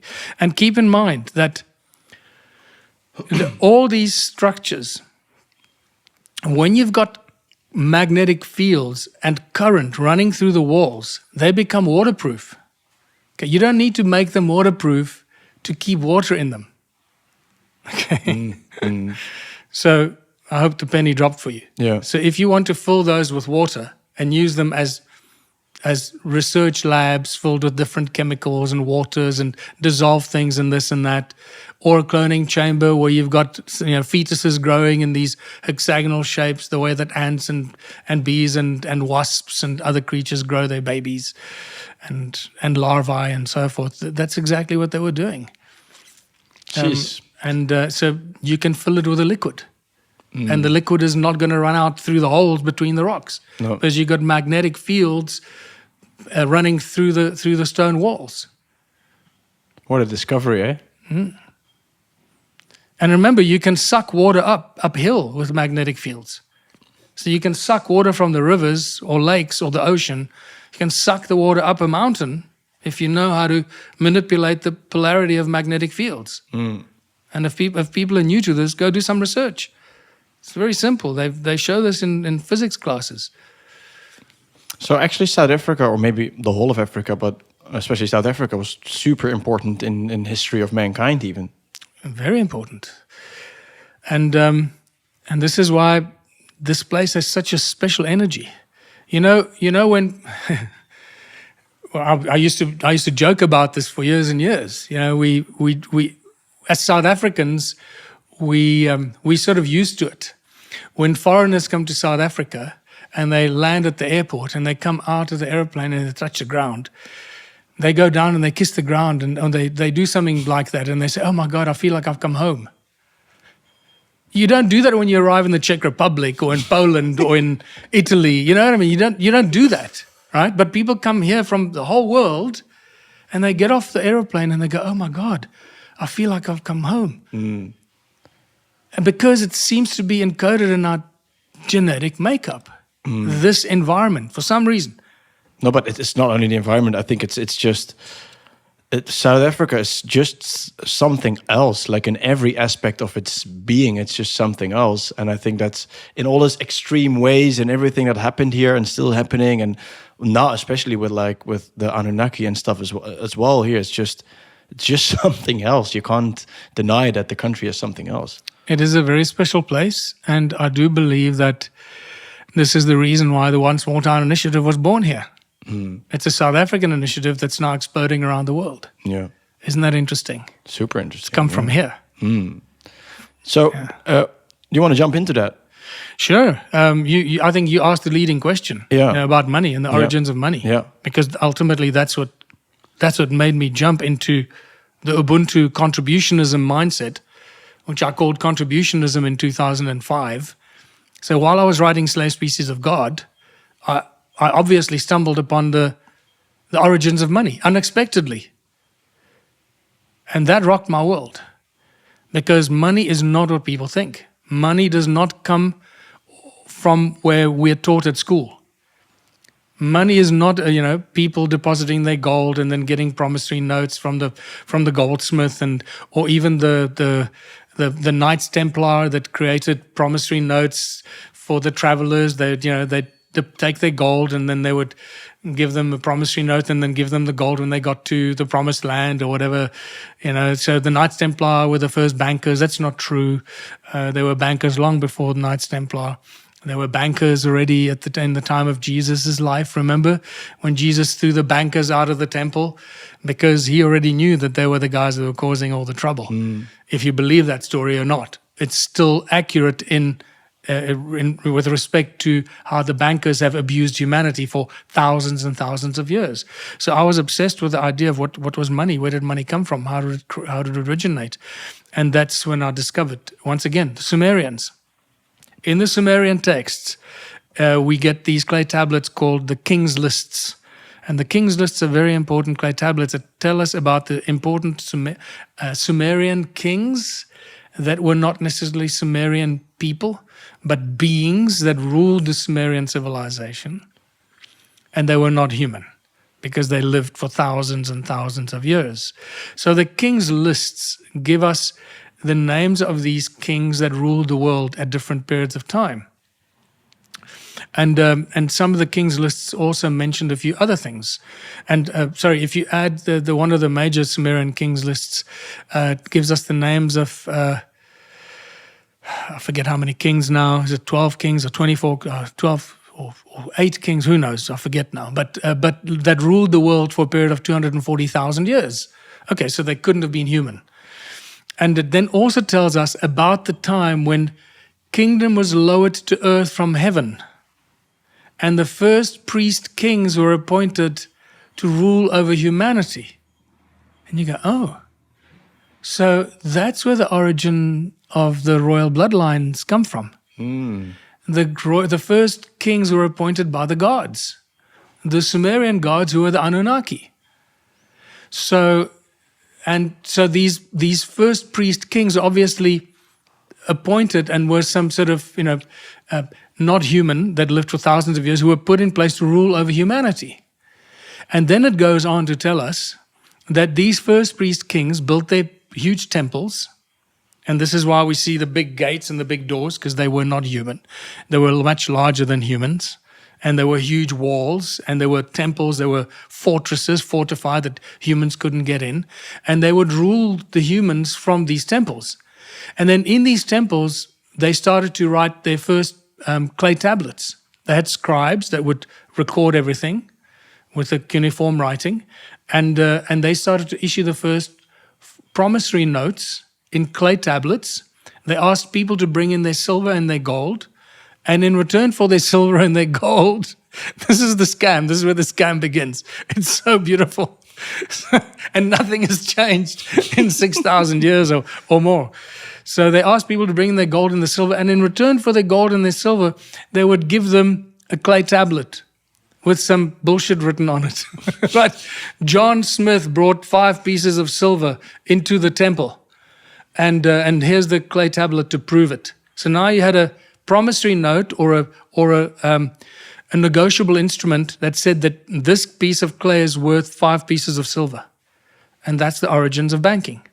So the first priest kings set up their temples.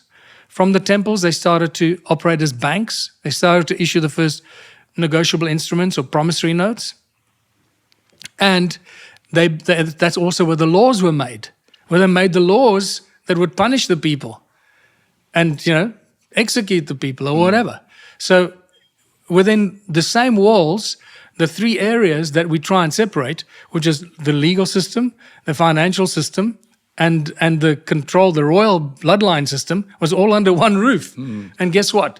Nothing has changed. No. Nothing has changed. The way the banks operate today, with their bills of exchange, promissory notes, and negotiable instruments, is exactly how these first priest kings set up the financial system some 6,000 years ago in these original temples.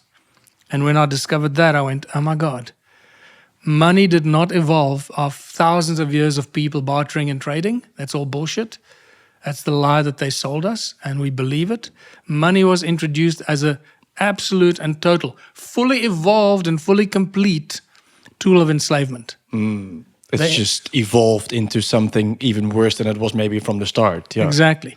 And, unfortunately for us, the Rothschilds really took that and they really perfected it into which we now have the global banking scam and the banking financial institutions that have locked down the world, and they control the world through the financial institutions and the royal bloodlines. It's all interconnected. Sure. Yeah. So it explains a lot, right, on how we handle things nowadays. Yeah. And where the money comes from. But do you think that money is because, okay, obviously how it's used now, it's not, or how it's invented, it's not something good. But the fact that you have something to trade different stuff, that's not that bad, is it? Well, if the money, and this is the difference, if the money came from a people's bank, and this is quite frankly what Hitler did, okay? And I'm going to justify what Hitler did or what he didn't do, but the one thing that he did, he created the Reichsbank, where it was a people's bank. So he took the power away from the bankers, and they didn't like that, right? And there are many other examples of countries in the last 150 years or so that created people's banks. So they did not, follow the rules of the Rothschild banking, and they created very successful economies, but very shortly were either invaded or the leader was killed or assassinated, and then the Rothschild Bank was implemented. Yeah. In fact, the whole story of the American War of Independence was all about the first federal bank. It's all about the federal banks or the state banks or the people's banks or the federal bank. The Rothschilds wanted to implement their federal banks, and people like wasn't Gaddafi as well? Exactly, Gaddafi was up against it. That's why they took him out. He wanted to create the dinar, but God, what's wrong with me today? The American president got assassinated in the theater. Kennedy. No, in the theater. Yeah. Lincoln. Yeah. The Civil War. Who? Lincoln, thank you. Jeez. Lincoln. So he resisted all that, and then he created the greenback, right? Which was not part of the Rothschild Empire. I mean, they hated him for it. That's why they killed him. And that's why they killed Kennedy, because he created the United States note. Yep. He stopped using the Fed to print the money. He created the United States note. 6 months later, put a bullet in his head, and the Fed starts to print the money again. So you can see the same infiltration tactics. And unless people know this, they can't make sense of it. So let me sketch. You asked the very important question. Can't money be good for us because it's a means of exchange? The answer is yes and no. If the money comes from a people's bank, then yes, it will be good for us. But if it comes from a privately owned corporation called the central bank or the Rothschild Bank or central bank that is controlled by the Rothschild banking empire, which lends money to our governments and charges our governments in an interest, that's not good, because that means an independent corporation is in charge of issuing our money. And this is where Thomas Jefferson was so important when he said that banking institutions are more dangerous for our freedoms and liberties than standing armies.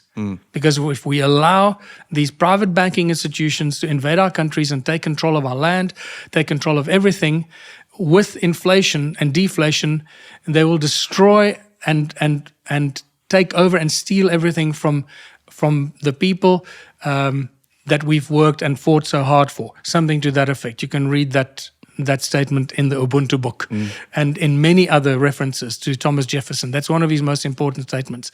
Talks about the dangers of the central banks. But if you have a people's bank, that we as our government who responds to our people, our government is supposed to be, doing what we want, right, for us. So that means they need to do the best of their ability for us, the people. That means if we have a people's bank, that means it's not a private corporation controlled by the Rothschilds. And that, by the way, is why I think they assassinated Prime Minister Hendrik Verwoerd in 1967, just 4 years after JFK. Because in 1967, South Africa was known to be the most prosperous country in the world under the leadership of Hendrik Verwoerd. And he was about to shut down the South African Reserve Bank, which belongs to the Rothschilds. So they didn't want that to happen because they just had to take care of JFK. And now the South African guy was doing the same kind of thing. So they got rid of him before he could even get there. Shush. So the whole system of corruption, not even the system of corruption, the whole system that we're living is all based on that money scheme, actually, isn't it? It's the control of money. It's the control of people, and money is the tool with which they control people. So it's not about the money, it's about the control. Money is the tool of control. That's it. And this is why I think about it today. I mean, you can't do anything about FICA, this, and bank approval and all this. What is that about? What the hell is that?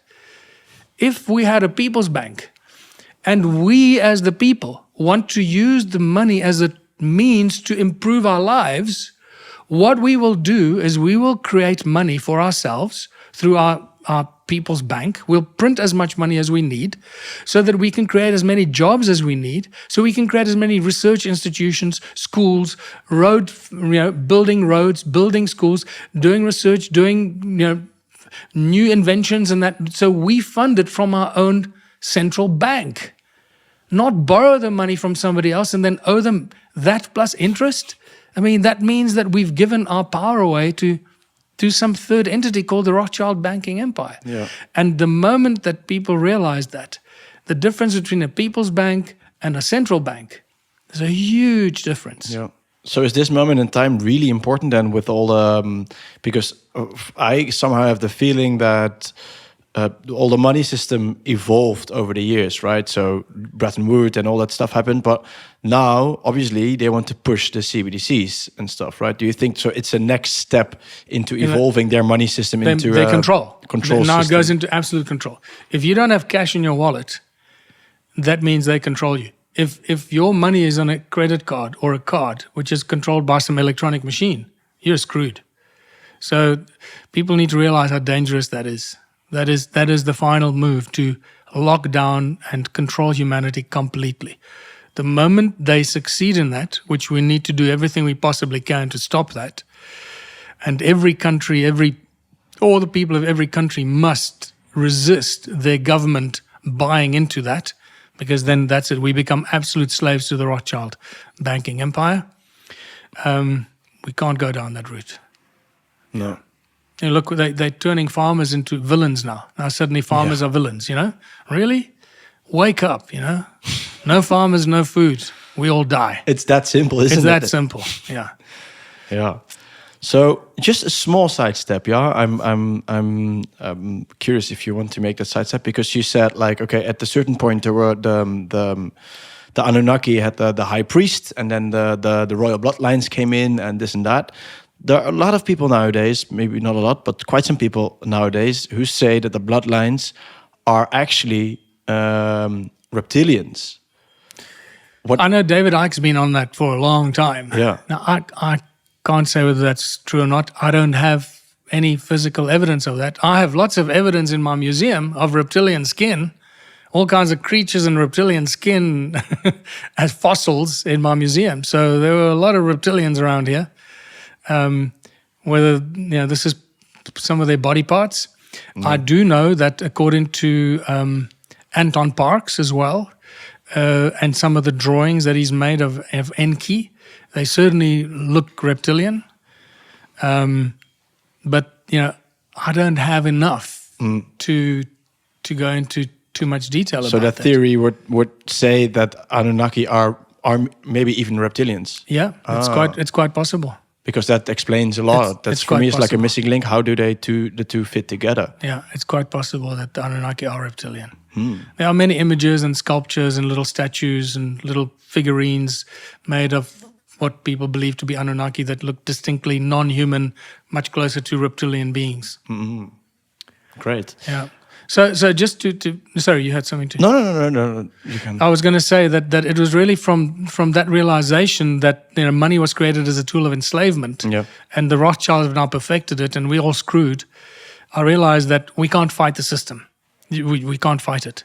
Everything in our lives today, from the way our government is run, the way that the large corporations control the governments, the way the banks run the governments, the central banks, and the everything set up, the legal systems, the military systems, the police systems, the court systems, the judges, everything is stacked. Everyone, they've got key players that they pay off, that they control everything. You can't fight it. If you fight them, you will lose.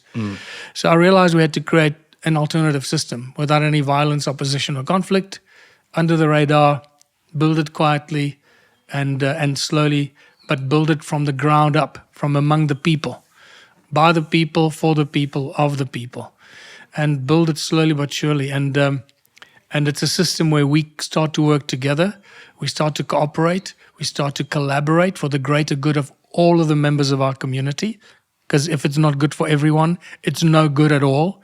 That means everybody in our community must feel the benefit of what we do. Because if you've got some people that don't feel the benefit, you're already creating marginalization and separation and distrust. So whatever we do as a community needs to help and work for everybody and allow everyone to be able to live to their full potential, to use all their talents, all their skills, to benefit themselves, to feel elated, to feel that their life is worth living while they do what they love to do, and at the same time contribute to the well-being of their community.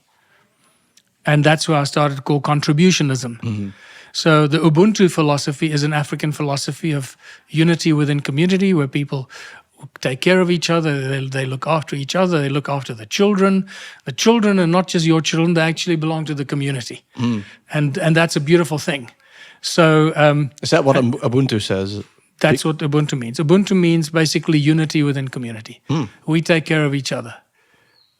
And we look after each other, we'll take care of each other. And if I'm hungry, that means somebody will help me and bring me food. We don't let members of our community go hungry. We all share in the benefits that we create. Yeah. So when we grow food together, we all share in the food. Okay. When we fetch water for everybody. When we bring water from a spring to our community, everyone has a right to drink from that water that we bring to our community. Not just some people have the right to drink of that water. And that turned into the contributionism philosophy, where we contribute to the benefit of our well-being and our prosperity. And that's just grown from 2005. That's why I mentioned it's, the whole One Small Town initiative came out of researching the origins of humankind and realizing that money is not there to help us. Money is a tool of enslavement. It could be a tool that helps us, but it's not. Like it is now. Like it is now. Yeah.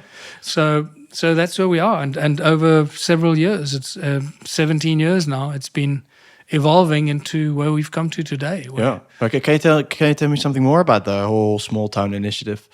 What you're doing now with it? How did it? What's the idea? So the idea, in a nutshell, is that we choose to work together as a community in a small town. The the activity is in the name. It's small towns, because you can't. It's a lot more difficult to get people in the city or metropolitan areas to start working together and growing food together, or starting a factory together. And so it's a lot easier to go to a small town and do it there, where people know each other. A message can spread very quickly, and so forth. So that's why it's called One Small Town Initiative. But just because it's called small in it doesn't mean it's a small thing. We're doing something huge. In essence, what we're doing is we're creating a new alternative for the socio-economic slavery system. And that's a big thing. And we're doing it quietly, subtly, without any violence, opposition, or conflict, because we don't want to get involved into, polarization or conflict or opposing anybody. That's why you can't do it with politics, because the moment you enter politics, you become an opposition party. You're in opposition to every other party. And we don't want to oppose anybody. We want to invite everybody into our town, invite everyone in our town to participate, not to oppose them because they belong to a different party. So it is a complete leveling of the playing field where anyone in our town can join us, sign up as a One Small Town member on our website, and start getting together, planning what we're going to do, what businesses we can start, what community projects we can start to uplift our community, and start and put together business plans, business ideas, and start as many businesses as we can, so that we make as much profit as we can while we're growing as much food as we can for ourselves. And everything that we do, as much profit as we make together in all the businesses we start, we share equally in the profits. So it's a very simple idea. But the implementation turned out to be a lot more challenging than we realized. Because the moment you start doing these things, you start running into the laws and the rules and the restrictions that have been set up by the current structures. Yeah. And we've spent the last 2 years figuring out ways of how to start. How do you start the One Small Town initiative? What became very clear, so before I even go to what became, I want to talk about the implementation, because that we're sitting at the moment, the very exciting stage right now, where we're about to explode with the first real success of our several small towns around the world. They're about to start releasing their own technology, their own products, their own businesses that they started, and all the different things they're manufacturing, and they're starting to export and start to make profits. We're about to get that stage now after 17 years. So it's a huge moment for us, because this is the proof of concept coming to life. Yeah. But to get there was a huge challenge. And this is where we realized the statement that we have, using the tools of enslavement as tools of liberation, is a very important one. Because for many years, well, we've got some very persistent flies here. Yeah. Jeez. For many years, the Ubuntu movement and the One Small Town idea was supported by very spiritual people, very, bunny-hugging, tree-hugging people that want to, create a community, start growing food together, and so forth. And we weren't really supported by business, hardcore capitalist business people, and so forth. And so we've grown into a huge global movement, where at one stage we had members in like more than 140 countries with the Ubuntu movement. Holland and the Netherlands was always a big territory for us. I did a very successful tour of Holland, I think 2013, 2012, 2012, 2013, 14. Amsterdam,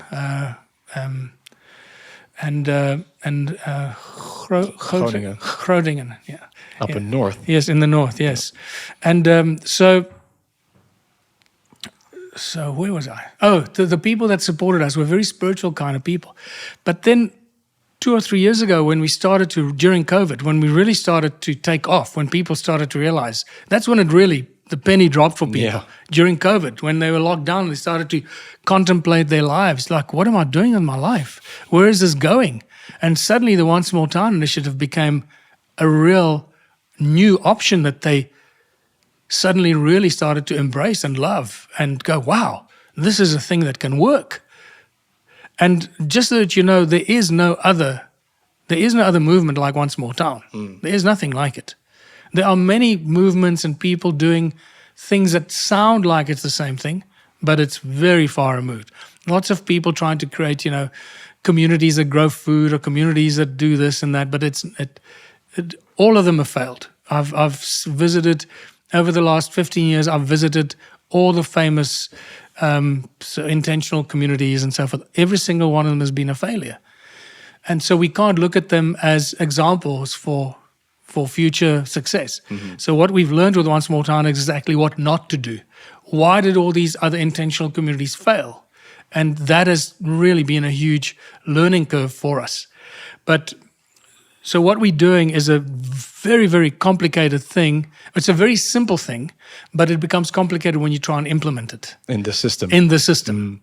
But we have to do it in the system, because otherwise we seem to be fighting the system, and we don't want to do that. So we want to create this new alternative within the system, but eventually it'll make the existing system obsolete. That's very simple. And believe me, we're doing it much quicker than people realize, because it's growing from the ground up. It's growing organically. As more and more people realize, oh my God, this thing works. This is really, some people get it instantly. They get it, they know it, and they want to be in, and they get involved, and they get active. Other people go, yeah, it sounds interesting, but how is this going to work? And they ask questions, and they keep second guessing themselves, And then there are a few people, a small number of people that just don't buy it. They say, no, this will never work. Good, God bless you, have a nice life.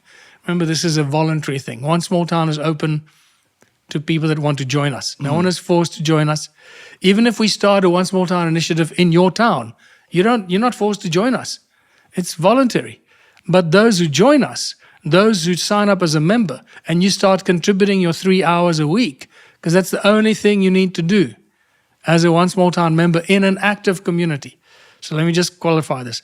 You don't have to contribute 3 hours a week if you sign up on our website today. If you just live in, Amsterdam or London or wherever in the world, you can just sign up as a One Small Town member. So you're a global member. But if you happen to live in a small town that is now actively implementing it, then you can sign up as a member in that town and then start contributing 3 hours a week. And that's the power. Imagine a town of 10,000 people, and each one of us contributes 3 hours a week. Suddenly we have 30,000 hours of labor every week. Free labor, because we contribute that labor ourselves. What have we just done? We've just turned our small town into a powerful labor force that works together to build cars, or grow food, or build laptops, or fridges, or nail clippers, or bicycles, or make Rice Krispies, or whatever. And the idea is that you volunteer for any company or any initiative in that small town 3 hours a week. 3 hours a week. That's the minimum that you have to contribute is 3 hours a week. So you sign up as a member. And if you sign up in a town that's active, that has an ambassador, that has a plan of action, then at some stage you're going to have to start contributing your 3 hours a week. And that makes you an equal shareholder in all the businesses we start. So we're going to start with one business, and then the next business, and then the next business. And every month we pool all the profits from all those businesses, and the profits are shared equally among all the people. Whether you contributed 3 hours to the bakery or to the laptop factory or to the fridge manufacturing or packaging food from the farms, doesn't matter. As long as you contribute your 3 hours, you contribute collectively towards the collective well-being of our community. So it's a leveling of the playing fields. You've spent 3 hours of your life making your community better and more prosperous, and therefore you share in all the profits. It's very important for people to understand that. Yeah, but so everyone makes the same amount of money then? Yes. So let's say we start a laptop factory. The laptop factory is making 100 million a year. The farming is making 500 million a year, because food is very profitable these days. The bicycle factory is making 50 million a year. The soft drinks and the water is bringing us another 30 million a year. We pool all those profits together, and every month they get distributed to all our members equally. And all of this is done on our very powerful and secure platform and blockchain that we spent the last 18 months building. And that's what makes us so powerful. Because we have an incredibly secure, centralized, private blockchain and platform for all our memberships, all our allocation of our tokens, of our own reward system that we've created for ourselves. So not only do our members get the profits from the businesses. Not only do they get the food that we grow or the laptops that we manufacture and the fridges we build, a portion of that is also shared within our community. So eventually everything we grow and build and create, we also benefit from because that gets distributed to ourselves at the same time, while it's sold on the open market for profits. But at the same time, we now have the fact every time you contribute 3 hours, the blockchain and the platform allocates you our own reward system, which we call the infinity token. So it's just like making, it's really confirming that you contributed 3 hours. Instead of using a punch card ticketing system, we use a QR code advanced technology reading system that tells us you contributed your 3 hours, and now, ka-ching, instantly an infinity token is deposited into your digital wallet. So as you sign up as a member, every member automatically has a digital wallet in their One Small Town account. You can log on to your cell phone, check your tokens. If you contributed 3 hours yesterday and 3 hours last week, or 3 hours, every day, any one of our members can contribute 3 hours a day if they want to, or 3 hours a week minimum to be able to get all the benefits. Yeah. But every time you contribute 3 hours, you get an infinity token. That infinity token is our means of exchange. Infinity token has replaced what Bitcoin promised to do.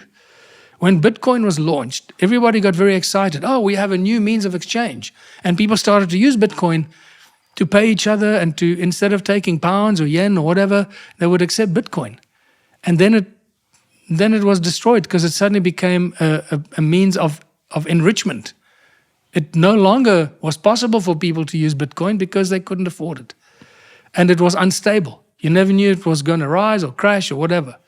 So we've created Infinity Token, which is a stable, asset-backed community token that nobody can crash, nobody can infiltrate. No, it can't get devalued. You can't lose them if you lose your flash drive because it's in your membership account. And because One Small Town is a private membership, we are protected by private membership clauses and laws. It's very important. So it exists within the system. Yes. So right now, as I'm talking to you right now, I could log onto my cell phone, into my account, and you can say, well, I've got a laptop in the car. Give me, give me $1,000 for it because it's the latest, most advanced laptop. But okay, Infinity tokens, because they're already nearly $4 each. Okay, give me 200 Infinity tokens, and you can have the laptop. So I'll just send you 400 or 200 tokens into your digital wallet. Done. You give me the laptop, and we've done the deal. It exists. It's a solution for the global system as a means of exchange. So you can send the tokens free of charge to anybody, any One Small Town member around the world instantly, no cost, or you can exchange it for goods of value, or you can place it for sale on our One Small Town trading platform, which is on our private blockchain, a private platform, to a willing buyer. So it's not trading on any open stock markets, open exchanges, and that's why it can't be crashed.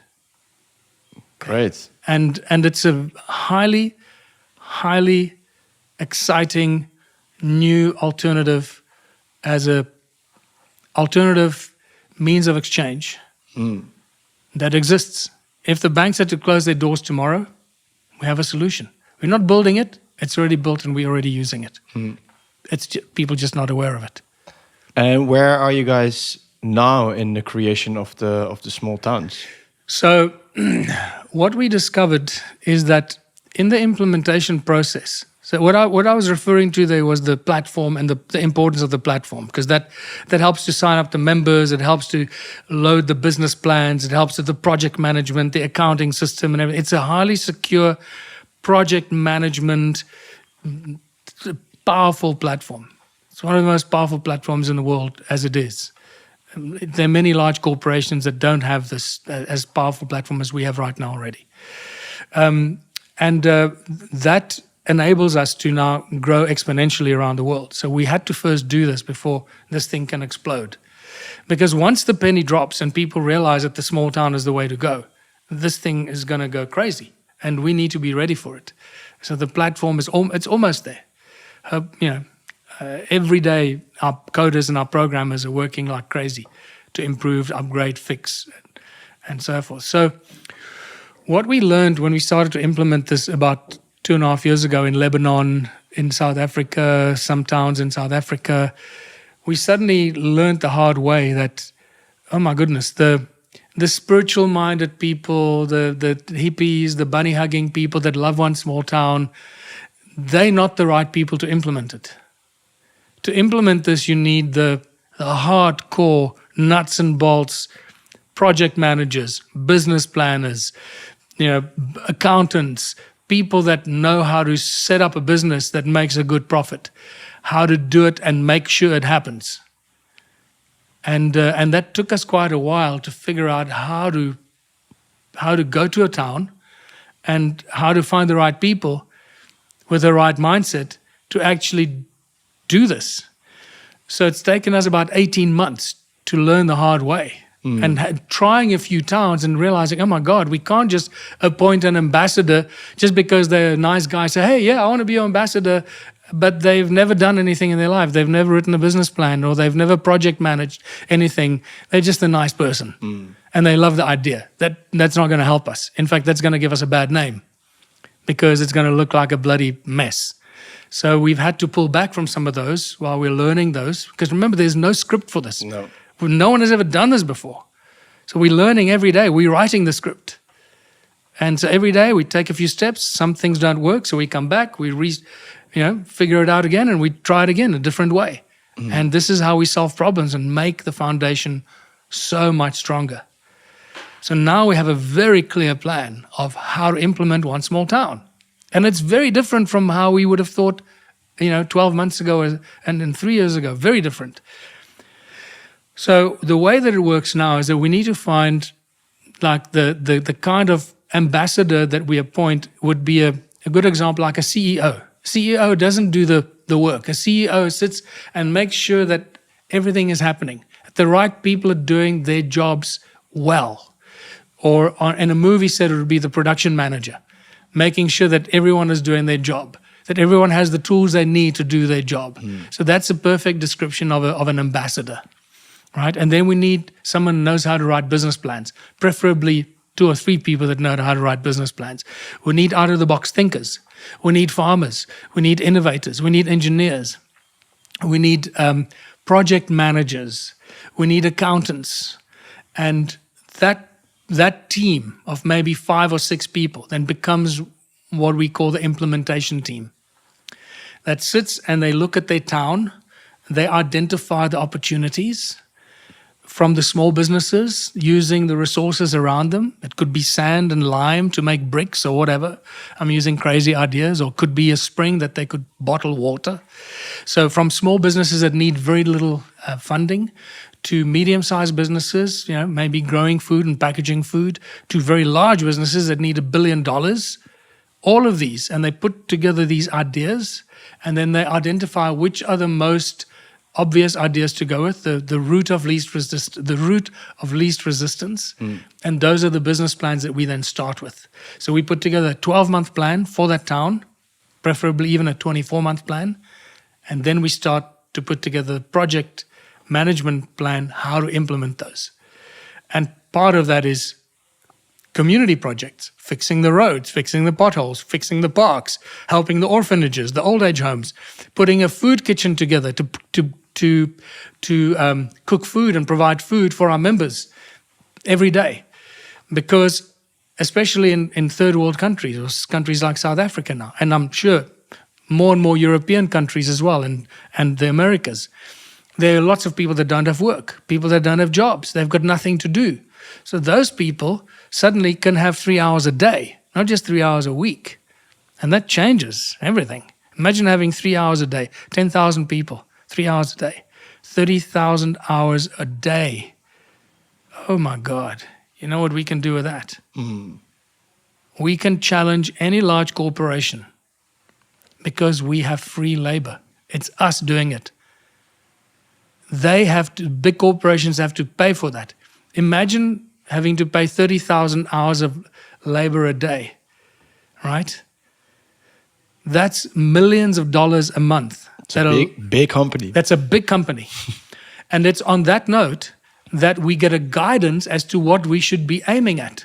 So if we have a town of 10,000 people, I've equated it to a company of, say, 4,000 employees. And any international company or company that have 4,000 employees or more do at least $1 billion a year turnover, at least. Most of them do a lot more than that. So if we're in a small town of 10,000 members, we should be aiming at $1 billion a year turnover from our businesses. If we're not doing that, then we're doing something wrong. But the big difference, obviously, is that the big company is run by one and then maybe a board and then some managers. But it's quite top-down managed, right? Yes. So this is so new. Yes. That it's not top-down anymore, probably, but it's like 10,000 people all creating it together. Yes and no. So keep in mind that the businesses that we set up are not going to be run by, just somebody. So every business plan has a business plan with funding required and a project management and an implementation plan. And part of that business plan are the best experts to run that business. And those experts are worked into the funding required. So if we're starting an engineering company, we're going to get the best engineers to run that. It's not going to be some hippies off the ground, oh, you got nothing to do, come run our engineering company. No. So every business we start, our members will insist that we have the best person running that because we want our community to make as much profit as possible. Right? So part of the business plan is to put together the best possible management team. But the management team could be 2 or 3 or 4 or 5 people. The rest of the people are all us doing the menial work, the carrying, the delivering, the loading, the picking, the packaging, the security, the IT, the accounting. These are all centralized things that we don't have to pay for. If we were a normal corporation, we couldn't afford 10,000 people a day. It's impossible to afford 10,000 people a day. But we, as a town, can now afford it. You see? Yeah. So suddenly we become a fierce competitor to every big international corporation because we provide our own labor for free and we only pay for the top management that have the expertise to make sure that we make the most profit. And this is what makes it so lucrative for investors. Because as an outside investor, you now are dealing with a much lower monthly operating cost because you don't pay the labor. You're only paying for the expertise, and the 50 or 80% of labor costs you don't have as an investor. That means your profits are much bigger. And what I've just shared with you is a very important moment. And when that penny drops for the conscious billionaires out there, and they realize, oh my God, I can take $100 million and go to a small town of 20,000 people. I can fund every cornerstone business. I can fund 20 or 30 farming activities, growing massive amounts of food, packaging that food, creating breakfast cereals and cornflakes, and set up a bakery and making bread and biscuits and a dairy, doing all the stuff that dairies do. I can set up a computer factory and a fridge manufacturing business. I can set up the cornerstone businesses in that community for $100 million or less and be a 30% shareholder and owner of all those businesses. And this is what I didn't share with you yet. The community never owns less than 60% of these businesses. This is really important. So the community, we as the people, always own the majority share of all these businesses. So no one can ever take those businesses away from us. The investors that come in because they love the business plan and they see the profits, they can only ever take 30%. 10% is retained for the one small town office, the local office and the national office and the international office. So there you can see the bottom up. If the businesses aren't successful, the one small town offices can't get paid. So this is a real bottom up approach, just from that structure. But so once the first billionaires start to realize that they can take a small town and turn it into an incredibly powerful labor force that works with the investor to turn this town into a huge success, watch what's going to happen. Every small town is going to become targeted by conscious billionaire and says, shit, where's the next small town? And guess what? There are fewer small towns than there are conscious millionaires in the world. There are more millionaires and billionaires than there are small towns in the world. That is very interesting. It is. Yeah. Exciting stuff, man. Is it? I think that's also one of the perks of living now. It can be like quite dark and difficult as well, but all the stuff that's going on. But there are a lot of good initiatives and a lot of great minds who try to do different, and I think you're one of them. So it sounds exciting, man. We're at a stage now, and maybe this is a good high point to end off. We're at a stage now with One Small Town where we've done all the foundational work has been laid. The platform is ready, our token is ready, it's working, our structures are ready. A few small towns, like in Lebanon, is our great example. They're about to explode. Our small town in South Africa, Paris, that's about to take off, and a few others that are about to take off. But what's about to happen is 2 or 3 of these small towns are about to release their first products from the businesses that they set up. Nice. And start to export those products and make profits. And it's like a huge, like we've reached a certain stage in One Small Town. Now we're about to enter the next phase of people going, oh my God, this is working. And now people are making profits in these small towns. They're using their infinity tokens to exchange and share and so forth. And they're exporting stuff. So we're in Lebanon, we're about to start exporting our the first product, which is water, bottled water. It's deep earth water, so it's primary water, highly energized, highly structured, very healing water. Pine nuts, which is a big product from Lebanon, and our One Small Town, Ras El Matin, that's the name of the town, and honey, and various other things that are coming very soon, like oregano oil, and many more products. There are already companies, small town companies, who are already producing all those products. Yes, they're about to start releasing them.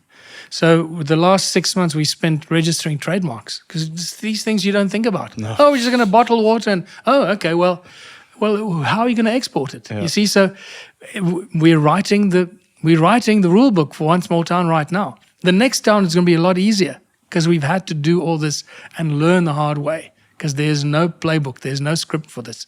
So we've had to register trademarks, create logos and labels, and who's the exporter from Lebanon to the UK? Which company exports it? Who's the recipient in the UK? So now we've realized that One Small Town Lebanon is the company that exports it to One Small Town UK. One Small Town UK takes it, they put a 30% markup on it. So now the One Small Town members in the UK already benefit because they're getting it at preferential rates from Lebanon, and they create their own distribution network in the UK and make a profit from that without even having done anything. So can you see what just happened here? I've just told you that the more small towns we have around the world, the more distribution, import and export systems we have.